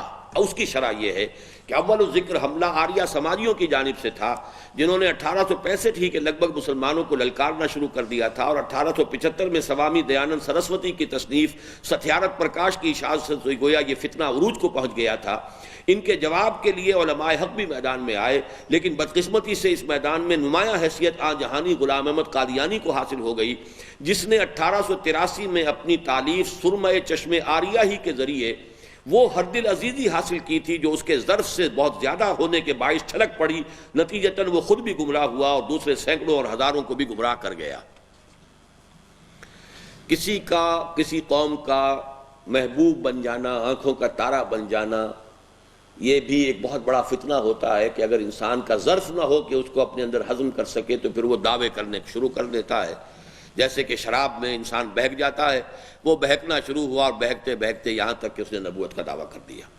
تو یہ تو پہلا حملہ تھا ریئیکشنری انداز کا، یعنی اسلام کو غلط ثابت کر کے اور اس کے خلاف حملہ کرنا۔ دوسرا حملہ کیا تھا جو وسیع المشربی کے انداز میں تھا؟ مؤخر الذکر حملہ برہمو سماج کی صورت میں سامنے آیا۔ یہ اس کا ذکر میں کل کر چکا ہوں۔ برہمو سماج یہ در حقیقت اسی قبیل کی شے ہے جس قبیل کی شے کہ اکبر کی دین الہی تھا۔ دین الہی اور برہمو سماج ایک ہی شے، جس کی تاسیس 1816 میں راجہ رام موہن رائے، ولادت 1770 اور وفات 1833 نے کی تھی۔ عجیب بات یہ ہے کہ یہ انتہائی ذہین و فطین اور عالم و فاضل شخص بھی پہلے اسلام اور مسلمانوں کی جانب سے مدافعت کرتے ہوئے سامنے آیا۔ یہ شخص دنیا کی تمام چوٹی کی زبانوں کا ماہر تھا، سنسکرت، عربک، ہیبریو، لیٹن، چاروں امہات جو ہیں سب کا ماہر، اس کے علاوہ فارسی اور یہ اردو اور یہ سب چیزوں کا ماہر۔ راجہ رام موہن رائے بہت عظیم شخصیت۔ اس نے سب سے پہلے مسلمانوں کو عیسائی پادریوں سے بچانے کے لیے کتاب لکھی، تحفۃ الموحدین، فارسی زبان میں لکھی کہ مسلمانوں تمہیں کیا ہو گیا، تثلیث کے آگے شکست کھا رہے ہو، تم موحد ہو اور تثلیث سے شکست کھا رہے ہو۔ اس نے گویا کہ توحید کی طرف سے تثلیث کی نفی کی ہے، تو ظاہر بات ہے مسلمانوں کی آنکھوں کا تارا بن جانا چاہیے تھا اسے، ہندو ہوتے ہوئے۔ عجیب بات یہ ہے کہ جیسے دیکھیے غلام محمد قادیانی ابھرا، آریوں کو شکست دی، مسلمانوں کی آنکھوں کا تارا بن گیا اور وہ کہیں سے کہیں پہنچ گیا، نبی بھی بن گیا۔ یہ اٹھا، اس نے بھی مسلمانوں کی طرف سے مدافعت کی عیسائیوں کے خلاف۔ عجیب بات یہ ہے کہ انتہائی ذہین و فطین اور عالم و فاضل شخص بھی پہلے اسلام اور مسلمانوں کی جانب سے مدافعت کرتے ہوئے سامنے آیا، چنانچہ اس نے مسلمانوں کو عیسائی مشنریوں کے حملے سے بچانے کے لیے تحفۃ الموحدین تصنیف کی اور اس طرح مسلمانوں میں ہرد العزیزی حاصل کر لی۔ بعد میں یہ شخص اپنشدوں کا پرچارک، ہندوستان کی عظمت و سطوت پارینہ کا نقیب اور ہندی نیشنلزم کا لمبردار بن کر سامنے آیا۔ اب یہ وہی جو دین الہی اور دین اکبری والا معاملہ۔ برہمو سماج، جیسا کہ میں نے کہا تھا نا کہ مجلس ایزدی، دین الہی یعنی اللہ کی طرف منسوب کرو صرف اپنے آپ کو، محمد، موسیٰ، عیسیٰ ان کو بھول جاؤ، کرشن ونشن سب کو بھول جاؤ، تو تب ایک ہو جاؤ گے، اللہ تو ایک ہے۔ اسی طرح برہمو سماج، برہما جو ہے، برہما آتا ہے خدا کے لیے، برہما، تو برہمو سماج یہ گویا کہ یہ بھی خدا کا سماج، خدائی برادری، مجلس ایزدی یا دین الہی، یہ ایک ہی چیز ہے، الفاظ کا فرق ہے۔ بعد میں یہ شخص اپنشدوں کا پرچارک، ہندوستان کی عظمت و سطوت پارینہ کا نقیب اور ہندی نیشنلزم کا علمبردار بن کر سامنے آیا، اور مسلمانوں نے ہند کے دلوں میں نرم گوشہ پیدا کرنے کے لیے اس نے اکبر اعظم علیہ ما علیہ کے نقش قدم پر چلتے ہوئے دین الہی کے چربے کے طور پر وحدت ادیان کا فلسفہ ایجاد کیا، جس کے ناوک نے اچھے اچھوں کو زخمی کیا اور بڑے بڑوں کے دلوں کو چھید ڈالا۔ واقعہ یہ ہے کہ انڈین نیشنل کانگریس کی پوری تحریک اسی ایک شخص کے ذل اور بروز کی حیثیت رکھتی ہے، اور گاندھی جی کی شخصیت پر سب سے گہری چھاپ اسی کی نظر آتی ہے۔ عجیب مماثلت ہے کہ جس طرح راجہ جی نے اسلام اور مسلمانوں کی مدافعت میں تحفۃ الموحدین تعریف کی، اسی طرح گاندھی جی نے مسلمانوں کی تالیف قلب کے لیے تحریک خلافت میں شمولیت اختیار کی اور وحدت ادیان کے فلسفے کو اتنا اچھالا کہ مولانا ابوالکلام آزاد مرحوم جیسی عظیم اور نابغہ شخصیت بھی اس کی زلف گراگیر کی اسیر ہو گئی۔ ناوک نے تیرے سید نہ چھوڑا زمانے میں، وحدت ادیان کا فلسفہ، اور یہ کہ چھوڑو کیا فرق پڑتا ہے۔ وہ پرارتھنا ہو رہی ہے گاندھی جی کی، اس میں قرآن بھی پڑھا جا رہا ہے، گیتا کے اشلوک بھی ہیں، گرنتھ صاحب بھی ہیں، اپنشد بھی ہیں، انجیل سے بھی کچھ پڑھ لیا ہے، سب ایک ہیں، سب کو ایک سمجھو، ہم ایک قوم ہیں، ہندوستانی قوم ہے، ہندی نیشنلزم، انڈین نیشنلزم۔ تو ذہن میں رکھیے اکبر، اور اکبر کے ساتھ ابو الفضل اور فیضی، یہاں گاندھی اور گاندھی کے پیچھے راجہ رام موہن رائے کی شخصیت، اور مسلمانوں میں سے پھر ابوالکلام آزاد، ایک جینیس۔ یہ شخصیتوں کا پس منظر کیا ہے، ان نظریات کے ابھرنے کی اصل سبب کیا ہے، کیوں کسی کو ہرد العزیز حاصل ہوئی، کیسے ابھرا؟ مسلمانوں نے ہند کی مثبت احیائی مساعی کا آغاز دراصل 20ویں صدی کی ابتدا سے ہوا۔ یہ مساعی قومی و ملی سطح پر اور خالص سیاسی میدان میں بھی ہوئیں اور علمی و فکری سطح پر بھی۔ ہم مختلف مواقع پر اس احیائی عمل کے مختلف پہلوؤں پر اظہار رائے کر چکے ہیں، چنانچہ نشرت ثانیہ میں بھی آ چکی ہے بات۔ آج ہمیں اس ہمہ جہتی عمل کے اس پہلو پر روشنی ڈالنی ہے جو ہمارے نزدیک خالص تجدید و احیاء دین اور ٹھیٹھ اسلام کی نشرت ثانیہ کے اعتبار سے اہم ترین ہے، اور وہ یہ کہ بحمد اللہ نگاہوں کا ارتکاز رفتہ رفتہ قرآن مجید پر ہوتا جا رہا ہے، اور امت مسلمہ جو کلام اللہ سے بالکل بیگانہ ہو گئی تھی دوبارہ اس کی طرف متوجہ ہو رہی ہے۔ اس عمل کا آغاز جیسا کہ عرض کیا جا چکا ہے 18ویں صدی میں شاہ ولی اللہ دہلوی نے قرآن مجید کے فارسی ترجمے اور الفوظ الکبیر فی اصول التفسیر کی تالیف سے کیا۔ 19ویں صدی کے آغاز میں ان کے دو صاحبزادوں شاہ رفیع الدین اور شاہ عبد القادر کے علی ترتیب لفظی با محاورہ ترجمے اردو ترجمے شائع ہوئے۔ شاہ رفیع الدین صاحب کا 1805 میں اور شاہ عبد القادر صاحب کا 1810 میں۔ 19ویں صدی کا اکثر حصہ اگرچہ سیاسی کی شکست و ریخت اور عیسائیوں اور آریہ سماجیوں کے ساتھ مباحثوں اور مناظروں میں بیت گیا، تاہم اس کے اواخر ہی میں رجوع الی القرآن کا وہ عمل پھر شروع ہو گیا جو 20ویں صدی کے اوائل میں پوری شدت کو پہنچا۔ یعنی پچھلی صدی کا وسط جو تھا اس میں دو تحریکیں عسکری نمایاں ہوئی ہیں، ایک 1831 کی تحریک شہیدین اور ایک 1857 کی غدر، بغاوت، انگریز کے خلاف بغاوت۔ لیکن اس کے علاوہ جو ہے وہ جو علمی اور فکری کام جو شروع ہوا تھا شاہ ولی اللہ نے شروع کیا، ان کے بیٹوں نے آگے بڑھایا، درمیان میں 50 برس کا آپ کو گیپ نظر آئے گا۔ اس میں یہ تحریک مجاہدین، تحریک شہیدین، اور اس کے بعد یہ کہ یہ آزادی ہند کے لیے بغاوت۔ اس کے بعد پھر جب انگریز پوری طرح سیٹل ہو گیا اور معلوم ہوا کہ اب یہ تو گدی پر بیٹھ گیا ہے اور پکا ہے، اور جب کسی انگریز نے یہ بھی کہا تھا will you be governed by sword اور بائی پین، اب اس نے تلوار کی بجائے قلم سے حکومت شروع کی، قانون کی حکومت، تہذیب کے اندر، تمدن میں، نظام تعلیم کو بدلا، عربی کو ختم کیا، فارسی کا گلا گھونٹا، انگریزی زبان کو رائج کیا، جس کا نتیجہ آج یہ ہے کہ ہماری بہترین دماغ جو ہیں وہ عربی کا ایک لفظ نہیں جانتے، فارسی کا ایک لفظ نہیں جانتے، انگریزی ایسی جانتے ہیں کہ انگریزوں کو پڑھا دیں۔ یہ سارا تقریباً 100-125 برس میں، 150 برس کے اندر کتنی تبدیلی آئی ہے اس کا اندازہ کر لیجئے۔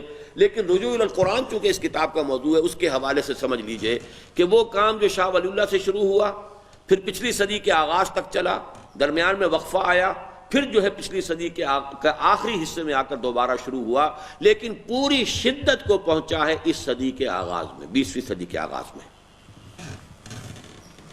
رجوع الی القرآن کے اس عمل کا جائزہ لیتے ہوئے یہ عمل پیش نظر رہنا ضروری ہے کہ آغاز کار میں اس میں ان گروہوں نے بھی حصہ لیا جو بعد میں انتہائی غلط راہوں پر چل نکلے اور ضلوا و اضلوا کا مصداق کامل بن گئے، خود بھی گمراہ ہوئے، دوسروں کو بھی گمراہ کیا۔ مثلا خود غلام احمد قادیانی، اس نے بھی قرآن کی طرف بہت توجہ دلائی۔ قمر ہے چاند اوروں کا، ہمارا چاند قرآن ہے، یہ مصرع غلام احمد قادیانی کا ہے۔ قمر ہے چاند اوروں کا، ہمارا چاند قرآن ہے، اور اے بے خبر بخدمت قرآن کمر بے بند زاں پیشتر کہ بانگ برایت فلاں نہ مانگ۔ اے بے خبر قرآن مجید کی خدمت کے لیے کمر کس لے، اس سے پہلے کہ یہ آوازہ بلند ہو کہ فلاں شخص ختم ہو گیا، تیری موت ہی واقع ہو جائے، پھر کیا کرے گا۔ یہ نعرے لگائے ہیں اس نے غلام احمد قادیانی نے، لیکن یہ کہ بدبخت انسان خود بھی گمراہ ہوا، دوسروں کو بھی گمراہ کر گیا۔ اسی طرح منکرین سنت، منکرین حدیث، انہوں نے بھی قرآن کی طرف متوجہ کیا، لیکن اس کا نیگیٹو ایسپیکٹ یہ کہ حدیث سے اور سنت سے اور علماء جو ہیں اور اسلاف کے ساتھ کاٹ دیا۔ تو یہ دونوں گروہ جو ہیں نہایت گمراہ ہیں، نہایت یہ سمجھیے کہ گمراہ کن ہیں، لیکن انہوں نے بھی شروع میں قرآن کی طرف متوجہ کرنے کا کام کیا ہے۔ اس لیے یہ جو ایک جملہ ہے یہ بہت اہم ہے، اس کو اچھی طرح نوٹ کر لیجئے۔ رجوع الی القرآن کے اس عمل کا جائزہ لیتے ہوئے یہ امر پیش نظر رہنا ضروری ہے کہ آغاز کار میں اس میں ان گروہوں نے بھی حصہ لیا جو بعد میں انتہائی غلط راہوں پر چل نکلے اور ضلوا و اضلوا کا مصداق کامل بن گئے۔ ان میں وہ بھی ہیں جو ضلوا ضلالا بعیدا کی اس حد کو پہنچ گئے کہ امت کو مجبوراً ان کا تعلق اپنے سے منقطع کرنا پڑا، جیسے قادیانی، اور وہ بھی جن کی یا تو گمراہی اس درجے کی نہ تھی یا اہمیت اتنی نہ تھی کہ یہ انتہائی قدم اٹھایا جاتا، جیسے چکڑالوی اور پرویزی۔ تاہم چونکہ انہوں نے بھی قرآن حکیم کی جانب ارتکاز توجہ کے عمل میں صحیح یا غلط طور پر کچھ حصہ لیا ہے، لہذا ان کا ذکر کیا جا رہا ہے، اسے کسی بھی درجے میں ان کی تائید کے مترادف نہ سمجھا جائے۔ یعنی یہ کہ ڈی فیکٹو ایک پوزیشن ہے کہ انہوں نے بھی کچھ لوگوں کو قرآن مجید کے پڑھنے کی طرف جو ہے وہ راجع کیا ہے، رجوع ادھر کیا ہے ان کا، لیکن یہ کہ بہرحال پھر وہ اس کو گمراہی کی طرف لے گئے۔ ایسا ایک شخص ہے جو آج کل کراچی کے اندر کام کر رہا ہے، کیا نام ہے اس کا؟ شیخ محمد شیخ، وہ بھی انگریزی زبان اچھی بولتا ہے اور خاصا اس نے حلقہ کریٹ کر لیا اپنا، لیکن وہ سنت سے اور سارا اسلاف سے اور سارا جو فہم قرآن کا ہمارا پرانا ذخیرہ سب سے بری طریقے سے کاٹ رہا ہے لوگوں کو، اور نوجوانوں میں ہر دل عزیز ہوتا چلا جا رہا ہے۔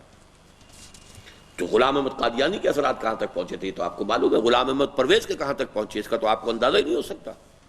غلام احمد قادیانی جو ہے ایک ہی شخص ہے کہ جو انٹرنیشنل کورٹ آف جسٹس تک پہنچا ہے اور وہ بھی قادیانی تھا، ایک ہی شخص ہے جو سائنس کے میدان میں چلیے پورا نوبل پرائز نہ ملا لیکن کسی درجے میں نوبل پرائز کے اندر حصے دار بنا ہے، وہ بھی قادیانی۔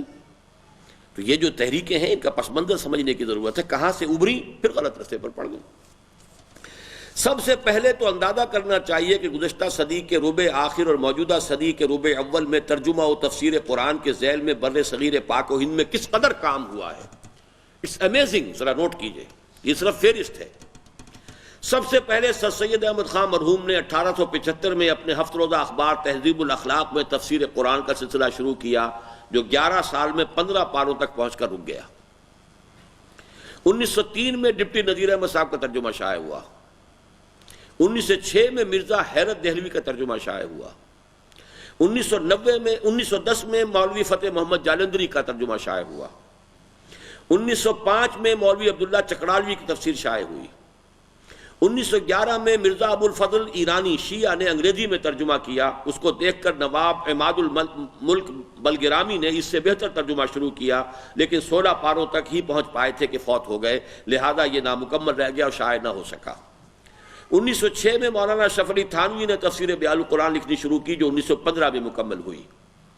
1920 کے لگ بھگ حضرت شیخ الہند مولانا محمود حسن دیوبندی کا ترجمہ ما مختصر حواشی شائع ہوا۔ حواشی سورۃ النساء تک حضرت شیخ الہند کے ہیں اور باقی مولانا شبیر احمد عثمانی کے۔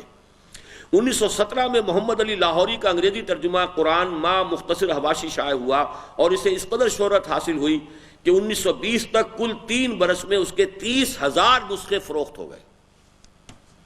English translation. مولوی محمد علی لاہوری جو قادیانی تھا، لیکن پھر یہ کہ قادیانیوں سے علیحدہ ہو کر اس نے لاہوری سیکٹ قائم کیا۔ یہ مرزا غلام احمد قادیانی کا پہلا جو خلیفہ تھا نور الدین حکیم نور الدین، وہ تو متفق علیہ تھا۔ دوسرا خلیفہ جو منتخب کیا گیا وہ یہ تھا مولوی محمد علی لاہوری، لیکن غلام احمد قادیانی کے بیٹے بشیر الدین محمود احمد نے خلاف بغاوت کر دی، اور چونکہ وہ بیٹا تھا اس کو باپ کے ساتھ نسبت زیادہ تھی، لہذا قادیانیوں کی مین باڈی نے اس کا ساتھ دیا تو وہ تو ہو گیا قادیانی۔ یہ پھر وہاں سے منتقل ہو کر لاہور آ گئے، یہاں انہوں نے اپنی لاہوری جماعت شروع کی تو یہ لاہوری فرقہ شروع ہو گیا، یہ قادیانیت کے 2 حصے بن گئے۔ پھر وہ قادیانی منتقل ہو کر ربوہ میں پہنچ گئے۔ اب ہمارے ہاں ربوائی قادیانی ہے اور لاہوری قادیانی ہے، تو یہ ہے گویا کہ ان کی تاریخ۔ ان میں یہ ہے مولوی محمد علی لاہوری جو لاہوری جماعت کا بانی ہے، اور ویسے یہ کہ غلام احمد قادیانی کا یہ خلیفہ نمبر 2 منتخب ہوا تھا، لیکن اس کے خلاف بغاوت کی غلام احمد قادیانی کے بیٹے بشیر الدین محمود احمد نے، نتیجتاً اسے اس جماعت سے نکل کر اپنی جماعت علیحدہ بنانی پڑی۔ لیکن اندازہ کیجئے کہ اس کے 30,000 نسخے 3 سال میں فروخت ہوئے۔ 1922 میں مولوی محمد علی لاہوری کی اردو تفسیر شائع ہوئی اور اس کا نام بھی بیان القرآن ہے۔ ظاہر ہے کہ یہ فہرست کسی طرح بھی مکمل نہیں کہلا سکتی، تاہم اس سے بخوبی اندازہ ہو جاتا ہے کہ قرآن مجید کے ساتھ اعتناء و التفات کا ایک سلسلہ گزشتہ صدی کے اواخر سے شروع ہو گیا تھا، اور اس صدی کے ربع اول کے ختم ہونے تک خاصی دلچسپی مسلمانان ہند کو قرآن حکیم اور اس کے علوم و معارف کے ساتھ پیدا ہو چکی تھی۔